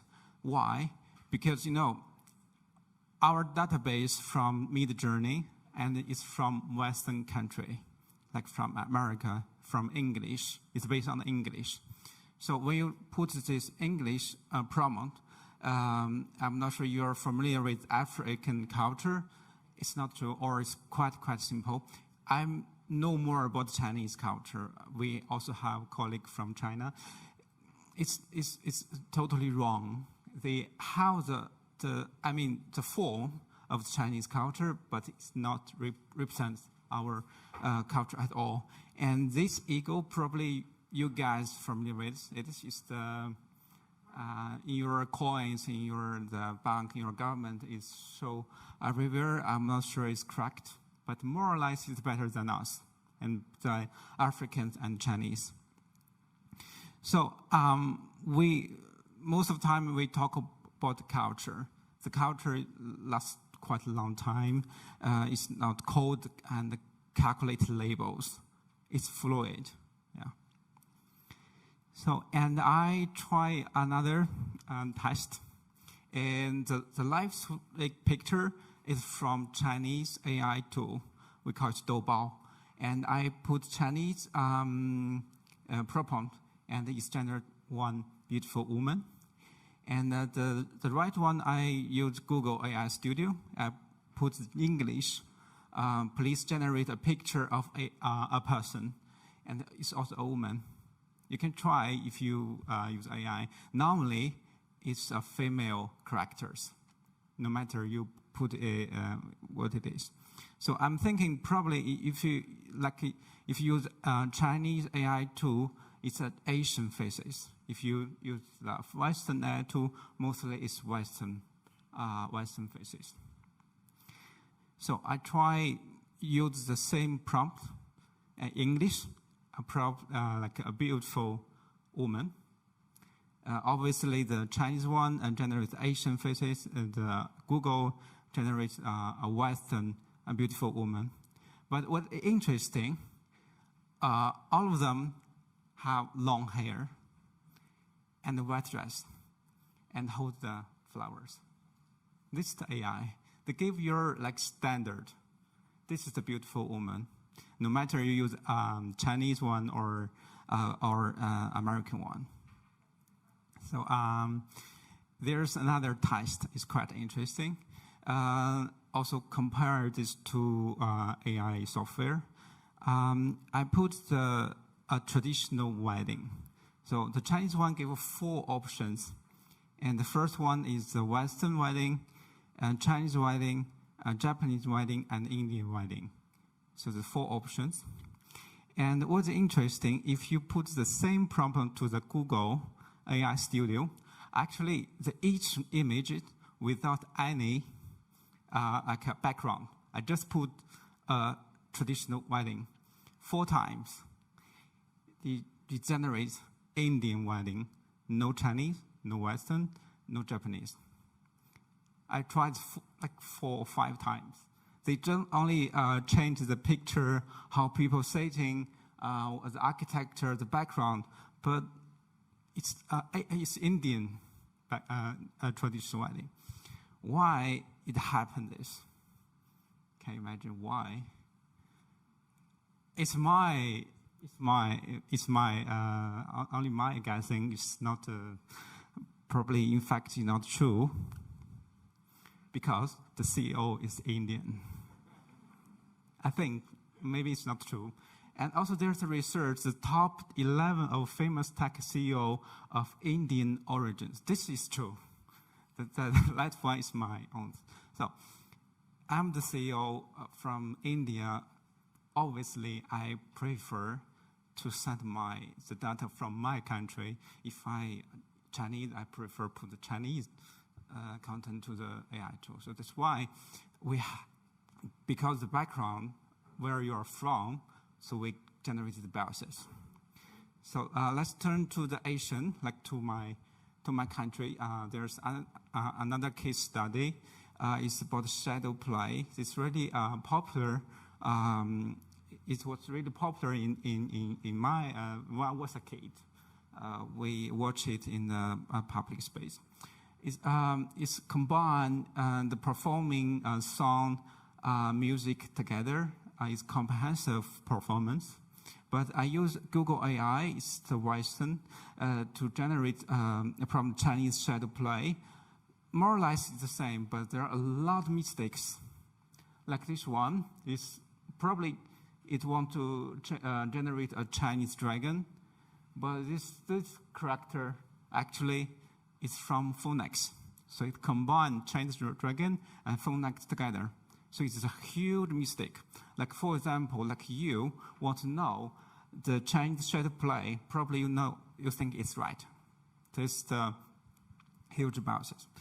And actually in my country, we have many kind of puppet show in China. It's like, you see how it looks like the performance. And so based on that, I do the same research, small research. Firstly, I do the problem in Chinese. It's 偶剧. It's a puppet show. So look, the Chinese one generates this really, really Western style. And then I use Google AI Studio. It generates Japanese show. I don't know if it's correct or not, but it's Japanese. As far as you know, Japanese design or culture is actually more international than us. They promote their culture, their design to the worldwide. It's quite well known. So I think the Google AI grabbed the data from the internet and actually always see the data from Japan. And then I use the English to text Chinese AI and Google AI, and they generate the puppet show. Look, they're same. Especially there's a character with the king, they're like the same style. So yeah, this what I want to say. No matter you change the language in Chinese or in English, they're more or less the same. I want to do another case study about the architecture because now I'm working with the cultural heritage with AI and with VR. So it's quite important. So that's why we are really care about the words. If you translate Chinese, even Polish to the English, there are some mistakes. You cannot translate your own language to English precisely. There should be some mistake. Like for example, I did an image of traditional architecture. It shows Japanese. And obviously there are some mistakes with architecture, but never mind. And I used an image of ancient architecture, and it shows from ancient your country. But there key difference from these two words, that actually traditional and ancient, they're with a different meaning, but how it's possible, like AI, to tell the difference. Actually, the ancient we have Egyptian and Romans. So this is what I want to mention. So the question, it's open question. You can also think about it. How do we break from this street jacket, and how AI become a partner? It's like you can promote culture diversity. Since probably there's someone not really familiar with AI, how it's working, I would like to show really simply how AI to collect data. For example, like use a cat. So usually we need a certain picture to teach AI what is a cat. So you give them like certain picture like this, and the AI will know, okay, the pointy ears, long tail, beard is cat.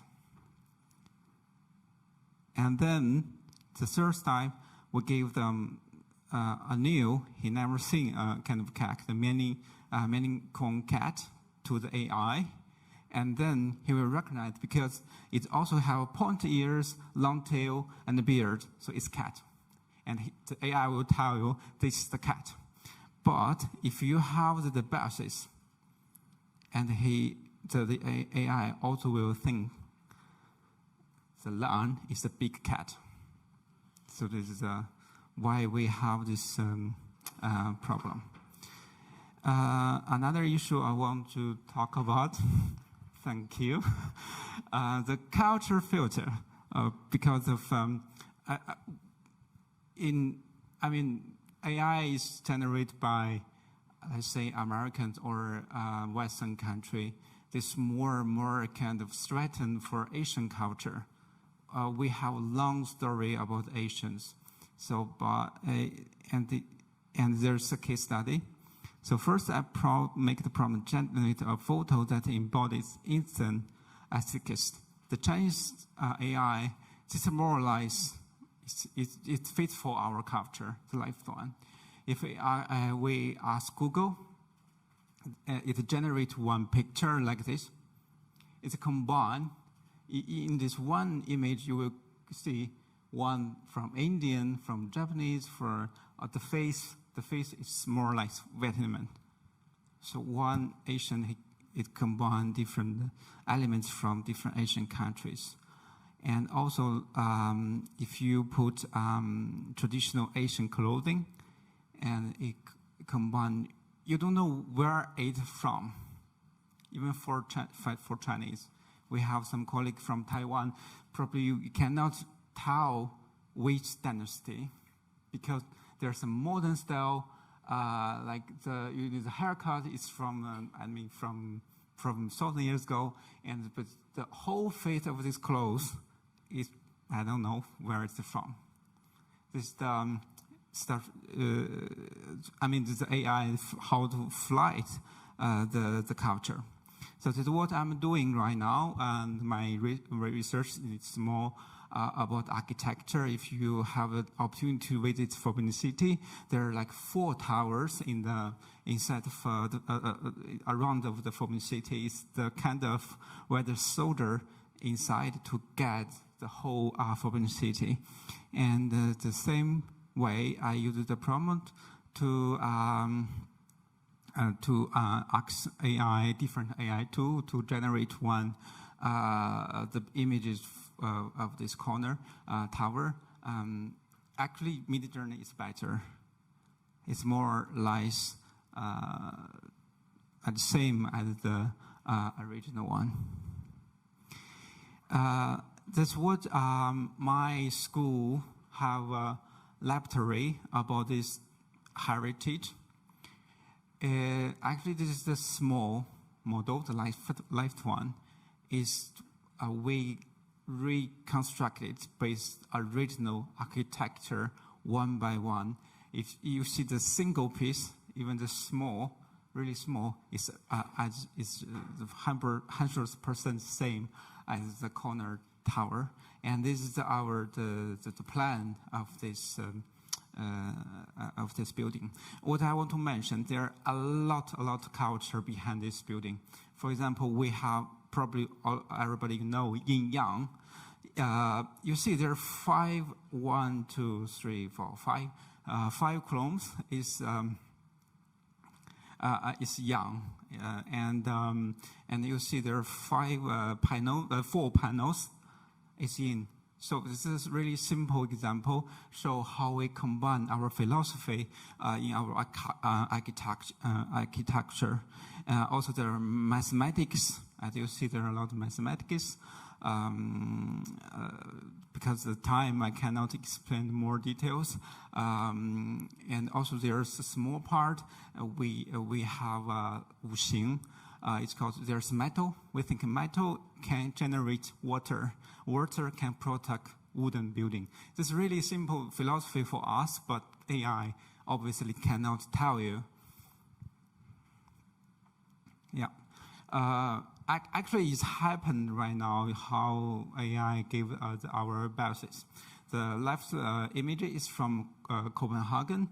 There's a really famous garden in the Copenhagen. They built this Chinese tower based on Chinese architecture style.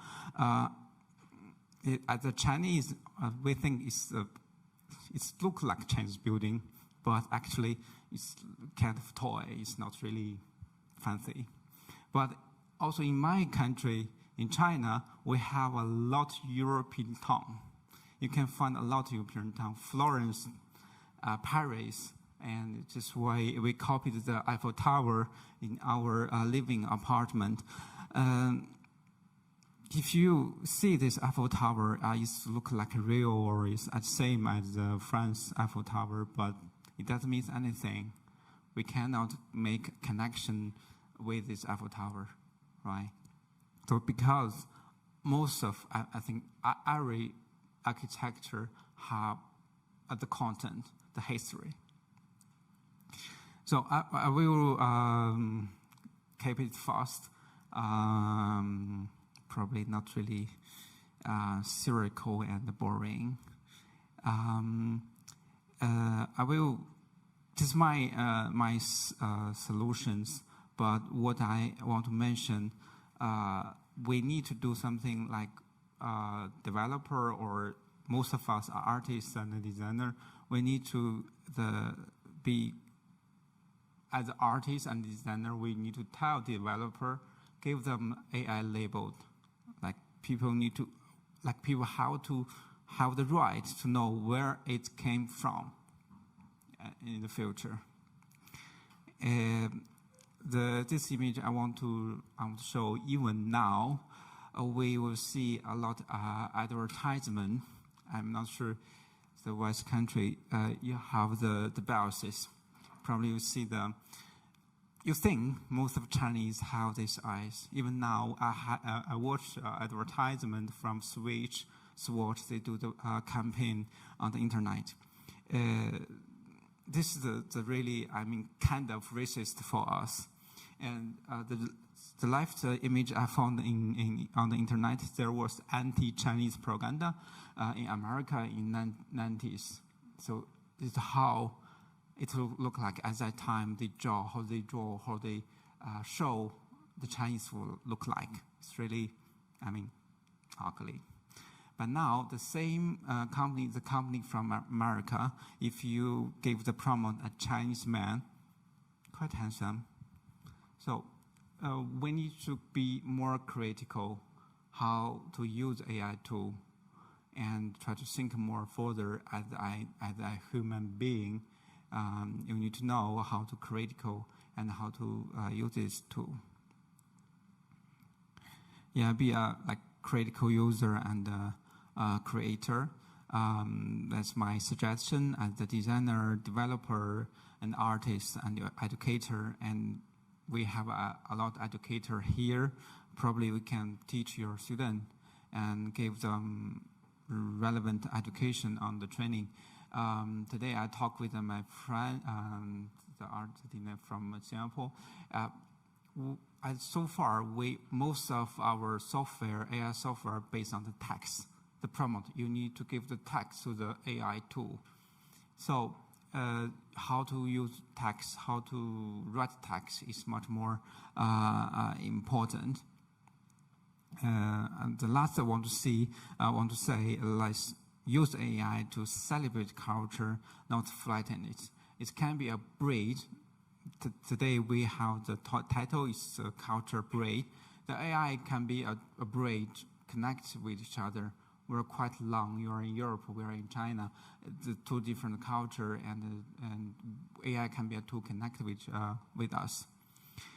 Okay, this image which I really like it is the Hi GPT finished the building.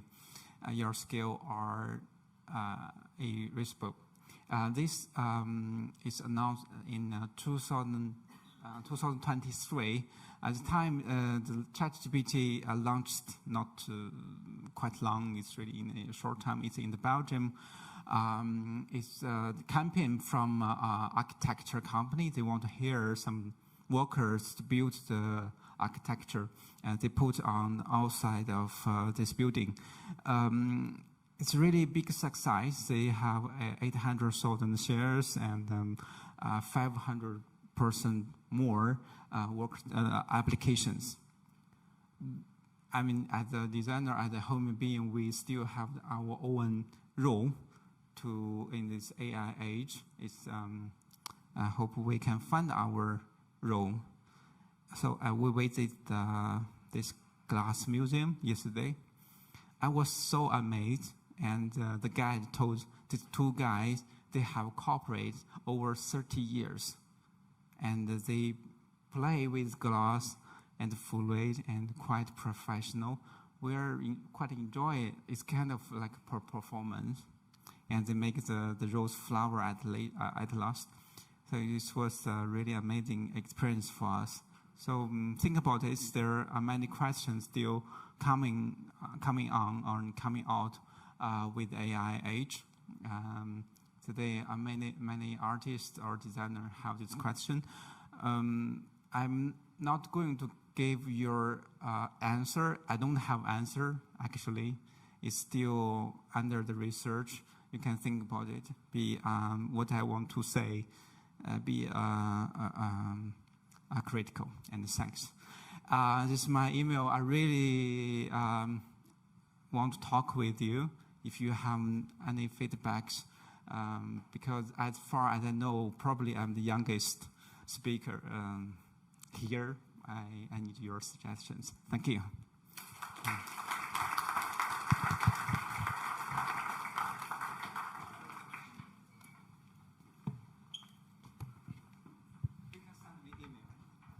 Thank you very much, Bo. And now I want to invite Sagusa-san, professor from Japan, from Sojo University in Kumamoto. Wait a moment.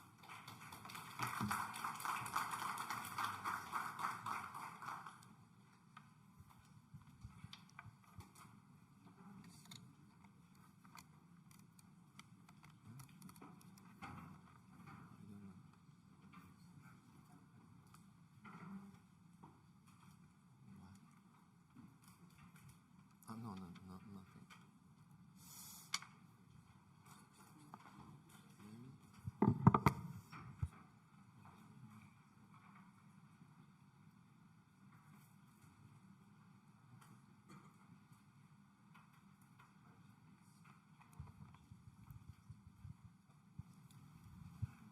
Dzień dobry.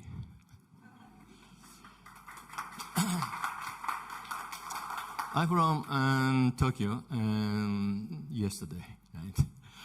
And I have not much vocabulary, but presentation by poor English, sorry.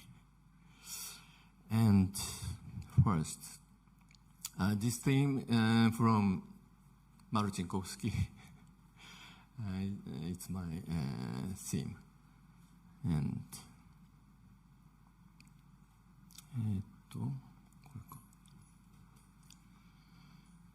the practice of graphic design and post-production has undergone profound transformations over the past 3 decades, particularly since the introduction of computers in the 1990s. This shift has not only changed technical process, but also altered the social roles of human beings in design. The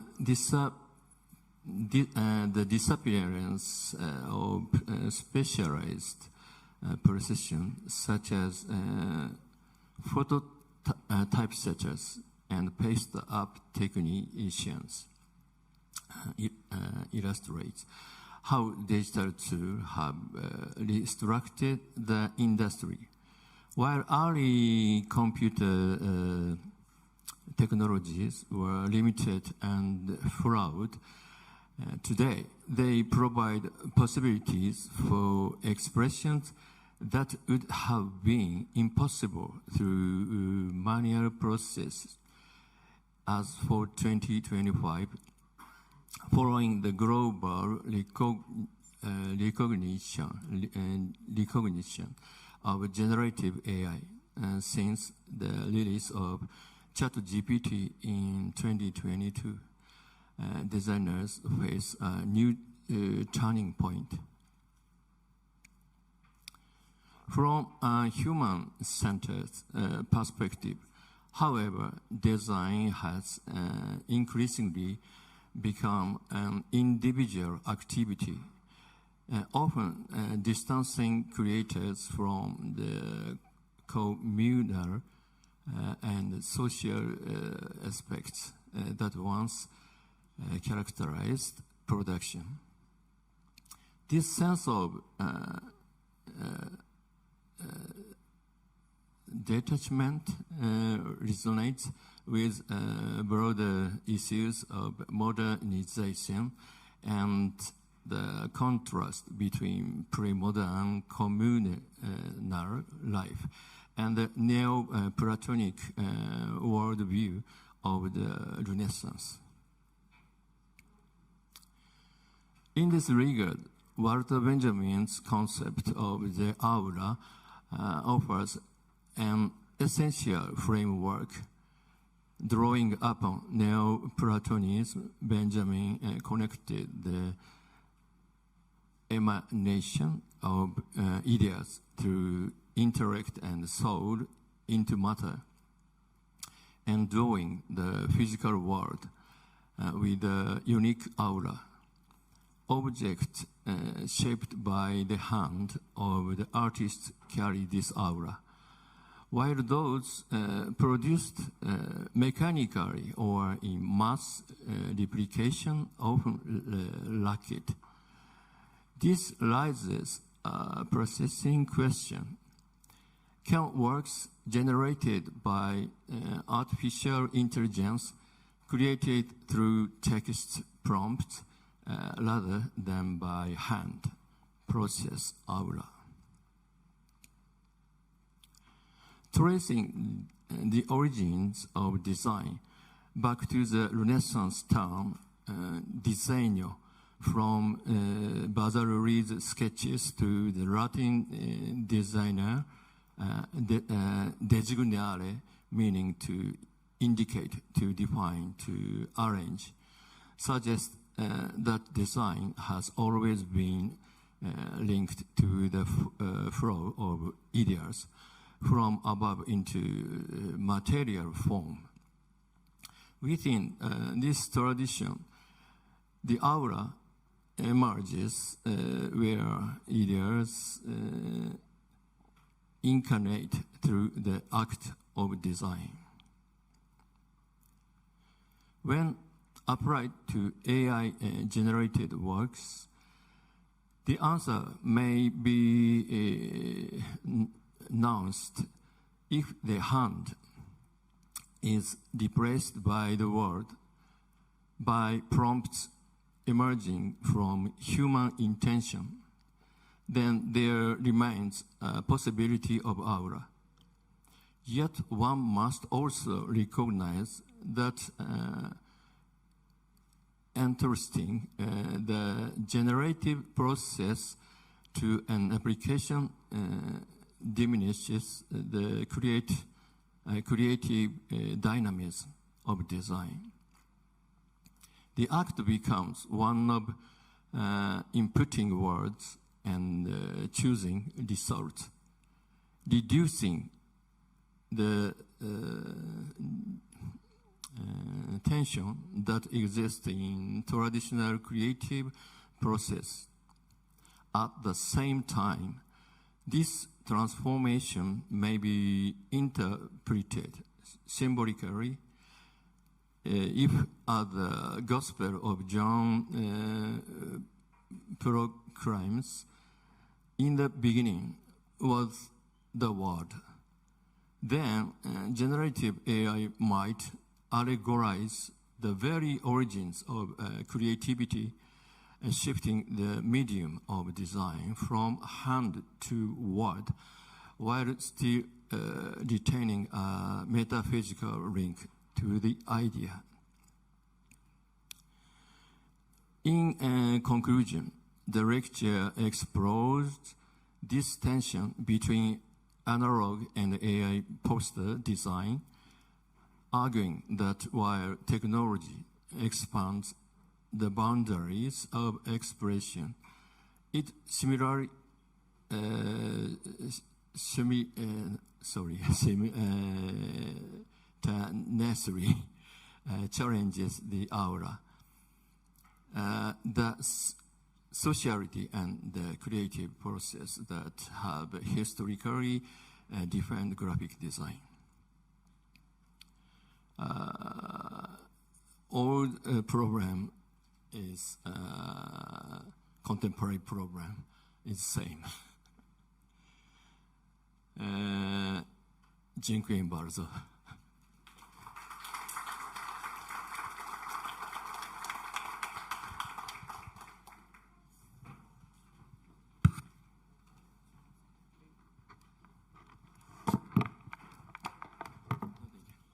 Thank you very much, Professor Saragusa.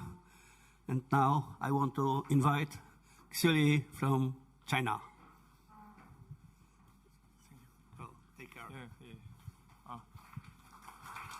Wait a minute. 可以下一页吧。Oh, no, next. Close. Please close now. Next, when I finish, I will ask you can present again. Okay, thank you. Good. First time I use the PDF. Next, show website. 可以下一页吗？ Okay. Hello everyone. Happy being here. Okay, we very long time. So maybe my lectures will really quickly to finish. Then we can do anything you want. Okay, let's start. Sorry, my computer doesn't work.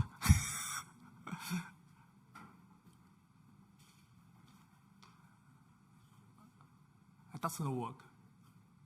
Yes, please help.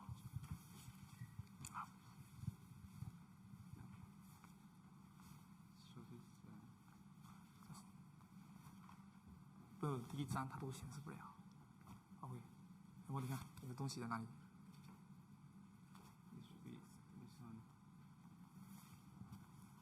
Please, doesn't work. Okay.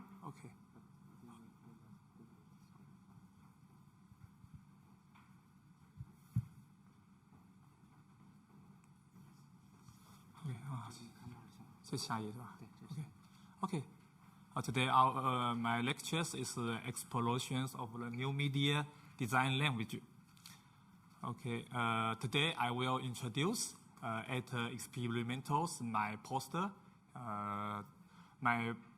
I put text on the screen. You can see my 8 poster have one thing in common: use the Chinese traditional element, Chinese character.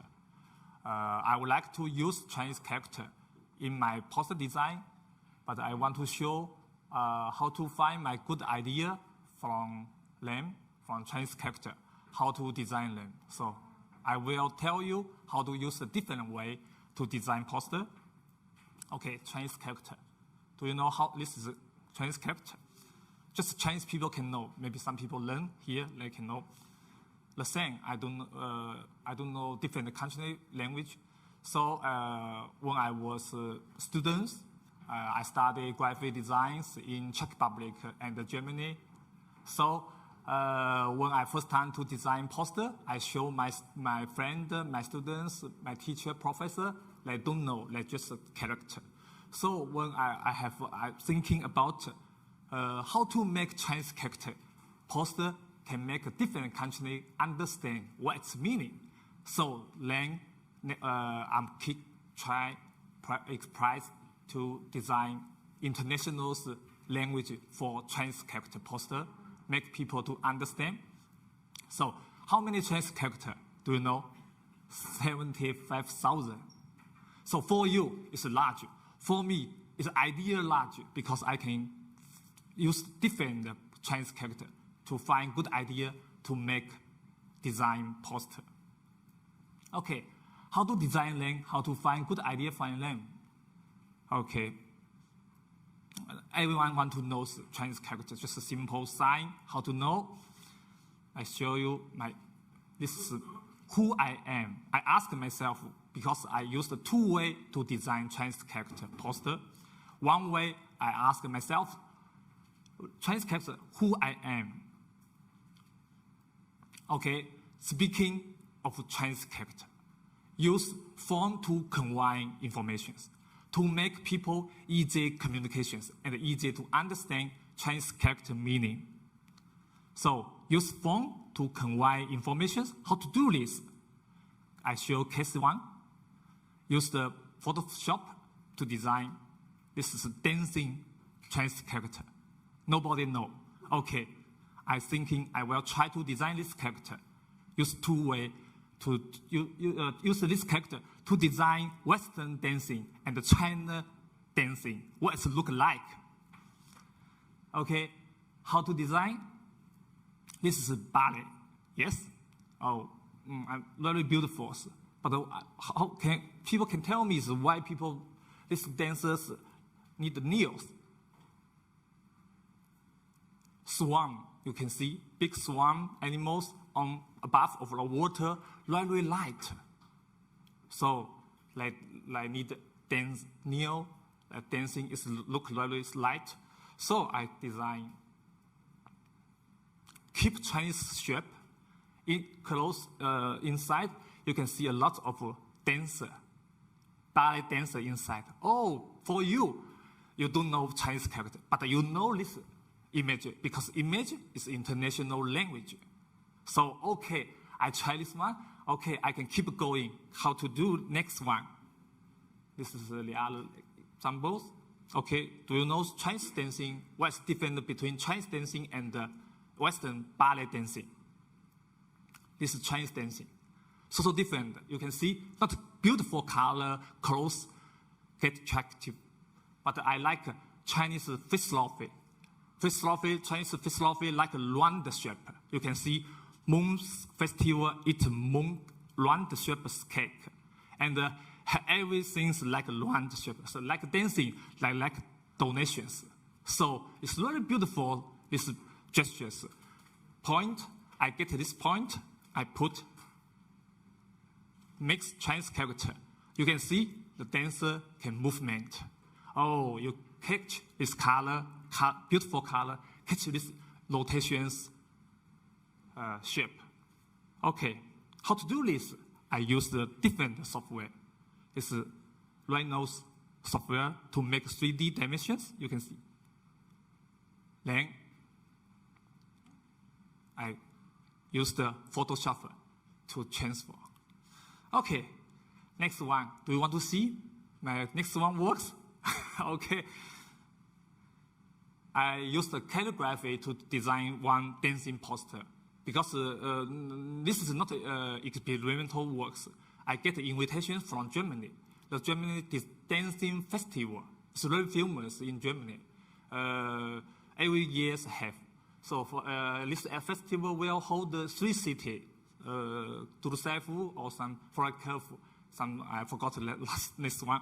I got the invitation, so I want to try to use the Chinese character to design again. Okay, this is calligraphy, really beautiful. How to do this? Use this element to design Chinese character poster. So I got the invitations, German dancing festival poster invitation. They sent the invitation to me. They told me this design festival want to invite 16 artists and poster designer to design this poster, then show on the city. Okay, they send some requirements. They told me I need to use the 3 basic shape, round, square, and circular shape to design. Wow, this is the first time. Before I get a lot of invitations, they just send the title to you. What's title? Okay, blah, blah, blah. I can follow this title, find some idea, create. This is a necessary requirement. You must use the 3 shapes to design. Okay, I know. But first time, I don't know. When I created this poster before, I don't know this. So I forgot. I just follow size A1, Victor, 2 color. This I understand. Use a silk screen printer. Okay, I do first time. I forgot to use. I don't understand this 3 shape to necessary to use, must to be used. So this examples dancing festival poster, business poster before they used. Okay, how to do? I used the same shape, Chinese dance, character dance. I use calligrapher. I make many papers. I select this one because this is really beautiful, like some dancers' movement. Beautiful. I use the Photoshop to make it look like a person, people, dancer people. Okay? I put, because it's dancing festival, I need the music, how to express. I put China brush, dot, it means music, movement, sound. Okay, I'm really happy. Finish quickly. I sent to the organizer festival invitations organizer. He said, no, Lee, look beautiful, but it's not the right version. I said, why? He told me, you need to must use the 3 shape. Okay. I keep going. I got idea from China, beautiful garden. This shape, window shape, different shape. Okay, quickly. Put the 3 shape.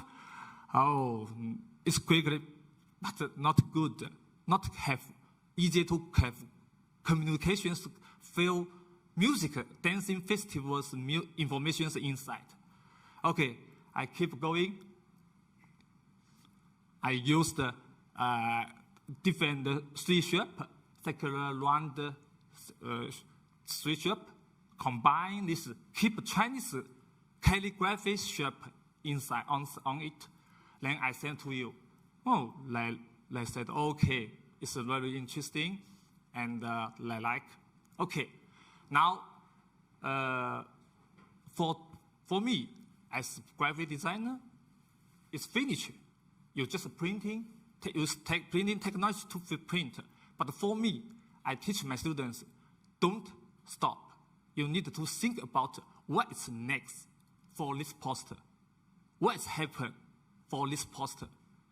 So, but I'm a teacher, I need to try and to explore. So next, I want to introduce. This is exhibition, some poster. Okay, next one. I'm new. This is 2 way. I follow this 2 way to create my poster. How to do make the new? What's next? The new means trans character is designed in an unusable way, not stay in a lot.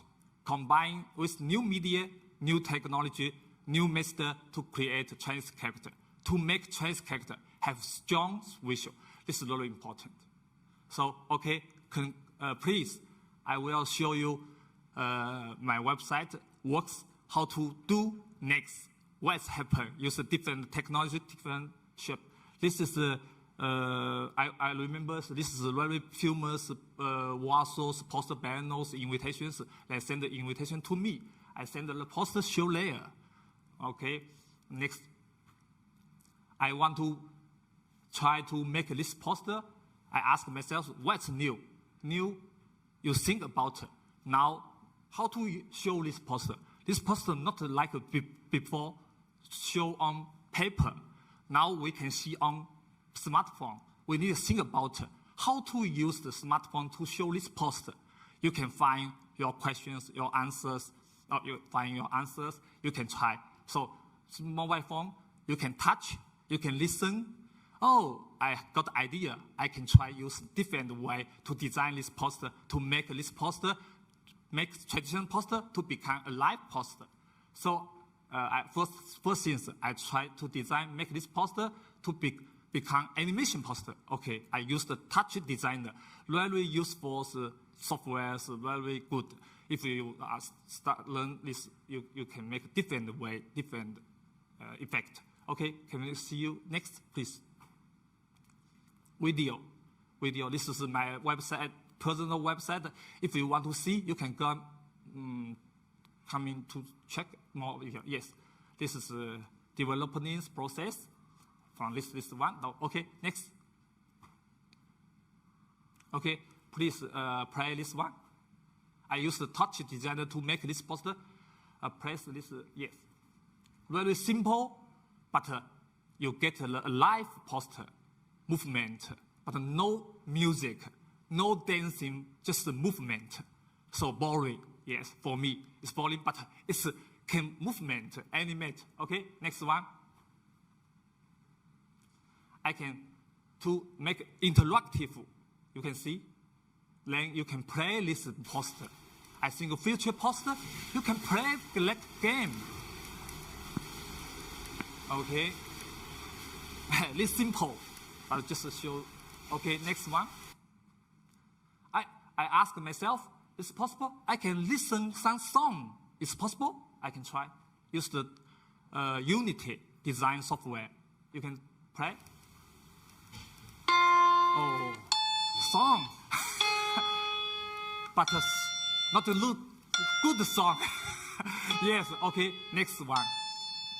I set this poster to have 7 sense. You can see.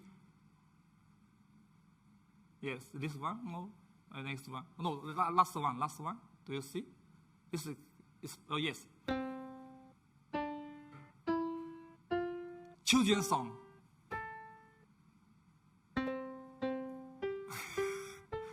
It's good song. Okay.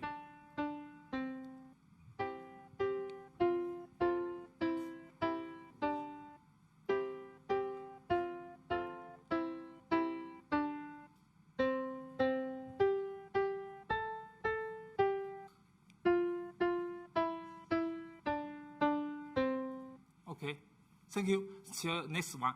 Then what's next? So why I ask again what's next? Because I told one story from it's my story. I was students in BA degrees in China. I learned some software. I remember I spent 3 years to learn this software, design software. Its name is called Kultury. When I finished my BA degree, 2004, I finished. What's happened? Do you know? The companies is not have a market in China. I can't find this software. So how to do this? How should I do? I don't know, because I learned 3 years this software. So what's doing something keep a long way? Mind, thinking, idea. But the technology, I know. I try AI. But what's happened in the future, we don't know. So we need to ask myself, what's next? What's next? You open your mental mind thinking, you can create many things. Okay, this is I used AI to keep practice and what look like when I was using AI.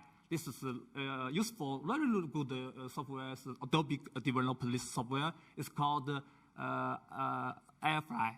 Airfly. You can try. You can just select your style and reference some images, this style images. You can generate your style. You like look like your poster. Okay. Can you play? This video can play or not? I think I can play this video. No. Okay. Next. Okay. Then last one I want to show, because AI is good, but we have a lot of different kind of AI tools.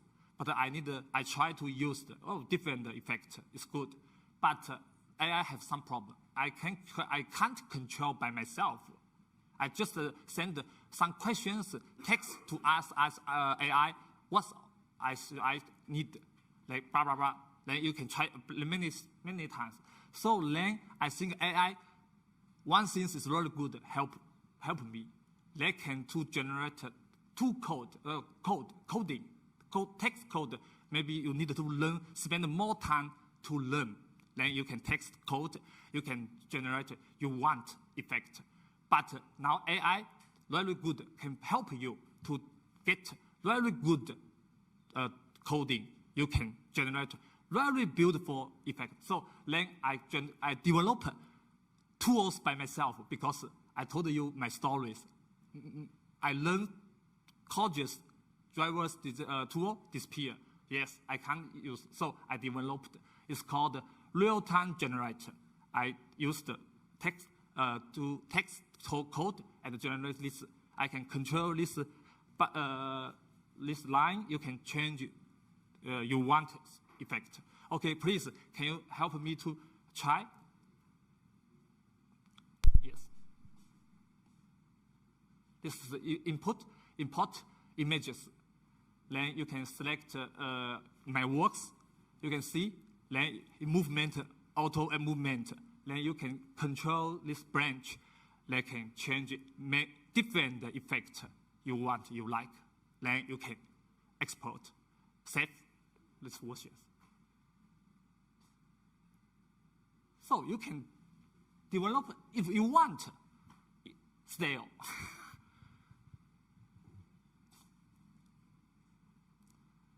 Okay. Please, you can help me to export your download images.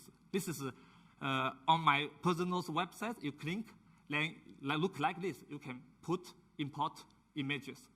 The officers, workers, download some pictures. You can see. He can control by myself.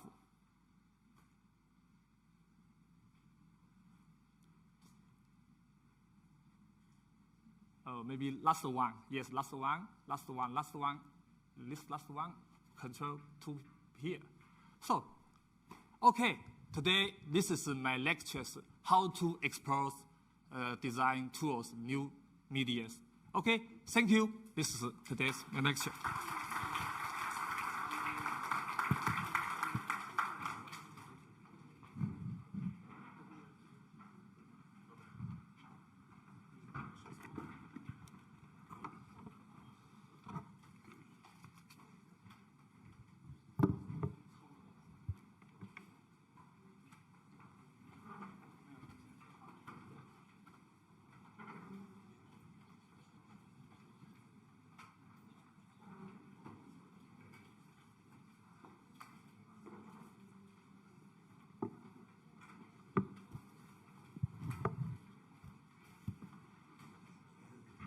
So thank you, our speakers. Now I would like to invite everyone who is a part of the AI Film Festival to join me for an open discuss together. The first I invite Professor Marcos Nowak, Professor Tao Yalun, Professor Ilias Hachi Christodoulou, Professor Wei Min Ho, and Professor Ulrich Lau Wei Yuan.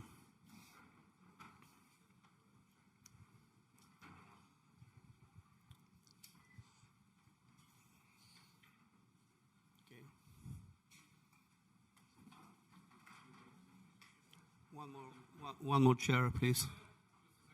Okay. Who will we start? Maybe Ilias? Okay. Thank you.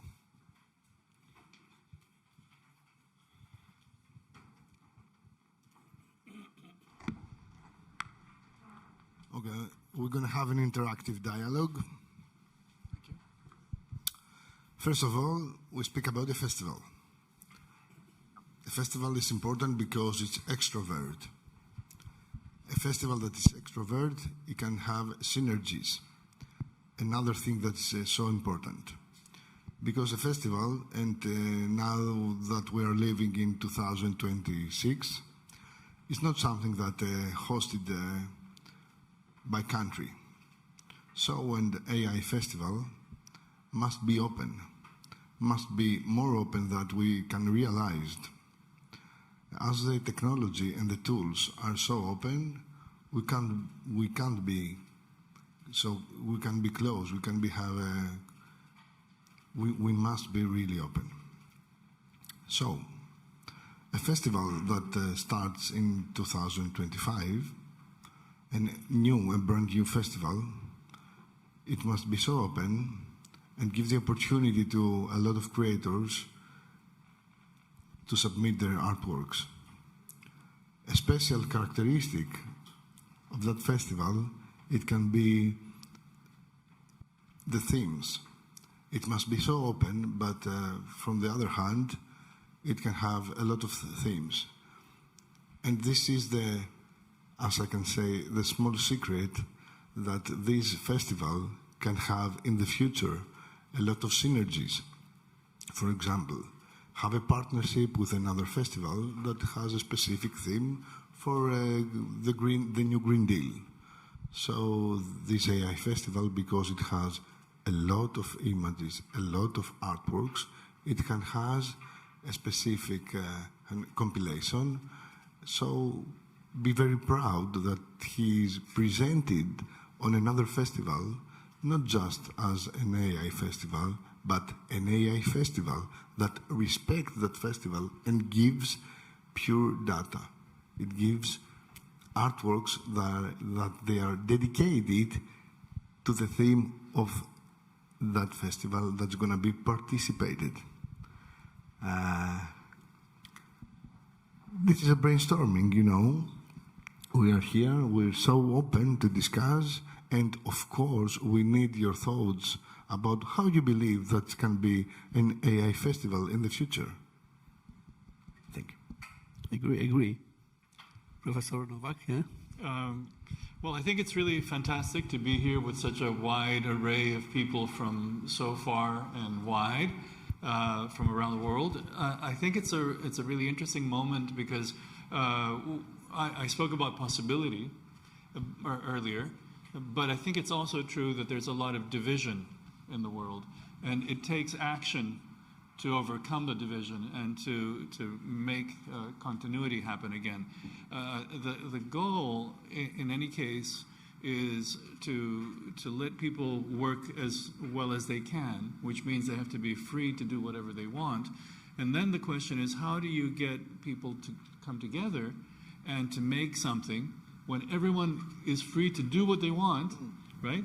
And you don't want to tell anyone not to. And there's a fine balance. I actually like the last work that we saw with the parametric slides. Well, you're making a parametric system where you can adjust it until it's perfect, and then you move around the world. I think that's really exciting. Okay, thank you very much. And you? Well, as I listening to everyone's talk, and in my mind, I've been thinking about the different nationalities coming here, and looking at your posters, and I see different countries, different peoples. So it prompted me to even think about AI technology, not only just to create something new, but to preserve what is old and what is in our traditions and heritage. So in my work, it seems that I am tearing down the institution, but actually I am trying to preserve memories and also the people's notion of heritage and where they come from. So I'm very grateful to be invited to Poland. It's my first time in Poland. And unfortunately, it's only for 2 days. I'm leaving tomorrow. So I hope to get to know more with my newfound friends and old friends. And I was also in a show in Athens a few years ago in Singularity Now, which I think that the idea and the theme of the show inspired me to think about the future of AI and technology and creativity. Yeah. Thank you. Thank you very much. Wei Ming? Follow the conversation from Ulrich. Yeah, this is a nice destiny. And I want to say all the people here, you are very lucky because now it's not, Krosno is not only city of gases. You can go back to check with ChatGPT. They mentioned about the Krosno Design Festival has the main big AI program involved the festival already. I checked a few days before. So you make a history of AI event in your festival as the first avant-garde, first stage. So congratulations and keep going. Yeah. Okay, thank you very much. Professor Tao? I think now important thing is not AI. AI is just a tool. I think now important is what is art original. I think art original is love, or people and the people together have happen something like here we enjoy the design festival when people can talking together. It's more than the technology or tool, I think. Thank you very much. For me, it's the same because I think this festival connect people, connect idea, connect nationality with somebody, and for me, it's like a play, yes. And of course, because for me it's a very good idea. Yeah. Wow, very nice point. Because festival truly is a connection, you know. In a festival, not only the relationships happens, but artists meet other artists, technologists, scientists, and it's the osmosis, as we say. And in the next period, we can see new projects happen because some people they meet physically in a festival.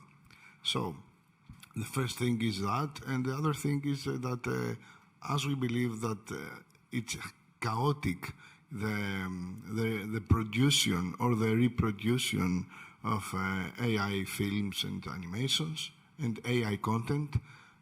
In the other hand, a festival, it's something that it's not chaotic.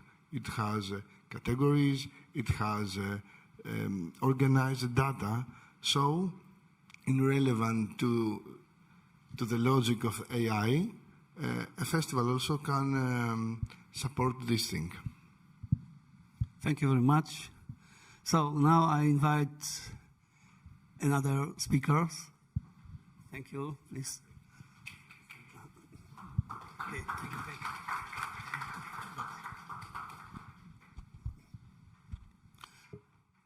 Imran.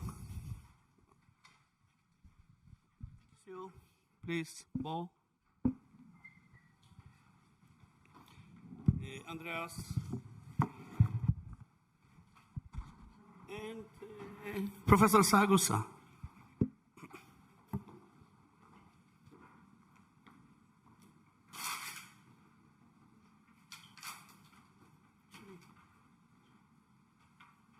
Where is somebody? Please sit down. Okay. Yes. Sit.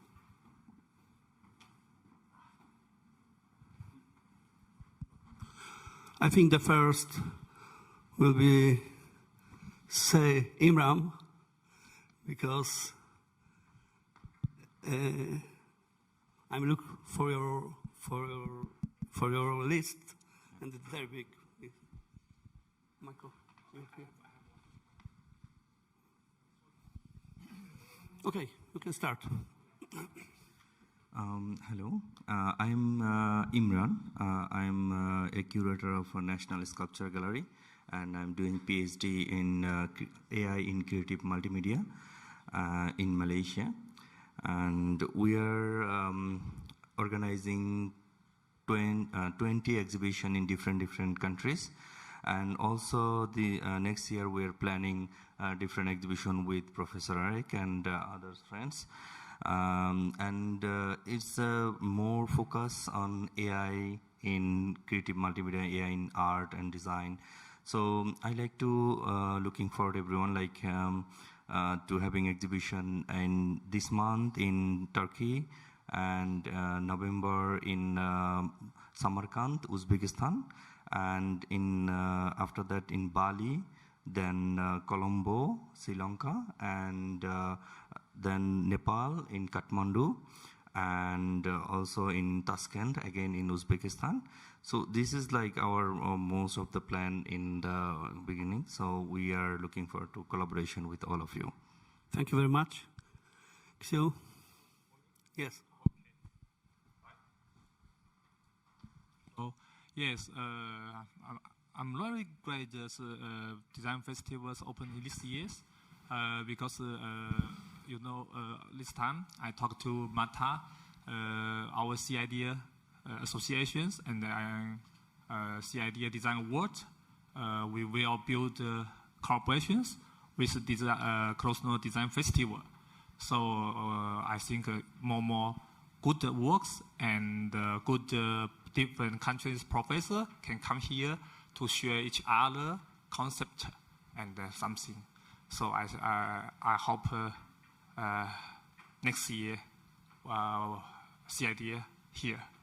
Okay, thank you. Thank you very much. Okay. Say something? Yeah, say something. I'm hungry. Okay. Okay. Actually, I was so surprised in such short time. There are many artists, designers from different countries. That's like I mentioned in my presentation, and just like keeps the cultural diversity. Probably it will be a huge work for the organizers. Invite the people from different countries, but it's really nice to see the thoughts from different countries. And what I want to mention, probably next time, less more students to join this design festival. They can share their thoughts or their works. Even if it's not really well done, they can say what they want, not only the artist and designer. I really want to see the students' works from all over the world. And they are the next generation. Okay. Thank you very much. And we are talking about exhibition in Japan, in Tokyo. Yeah.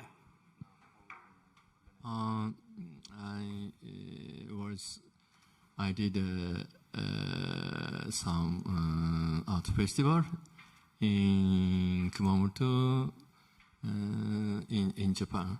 Yeah. And so many artists we invite from many countries, and I'm happy I participate in this AI festival.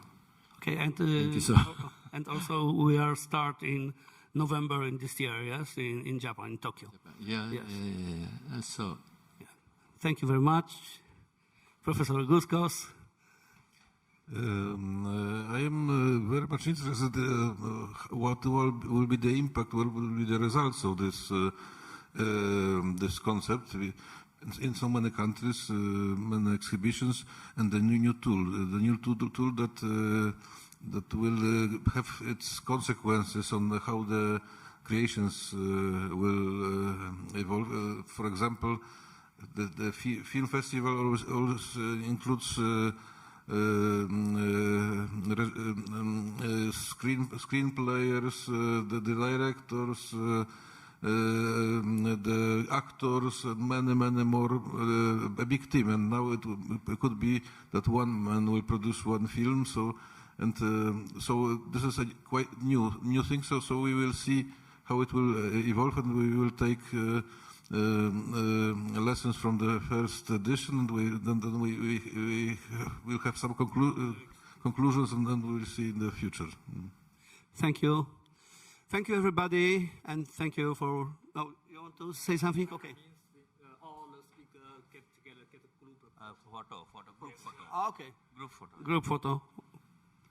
Yeah, join everyone.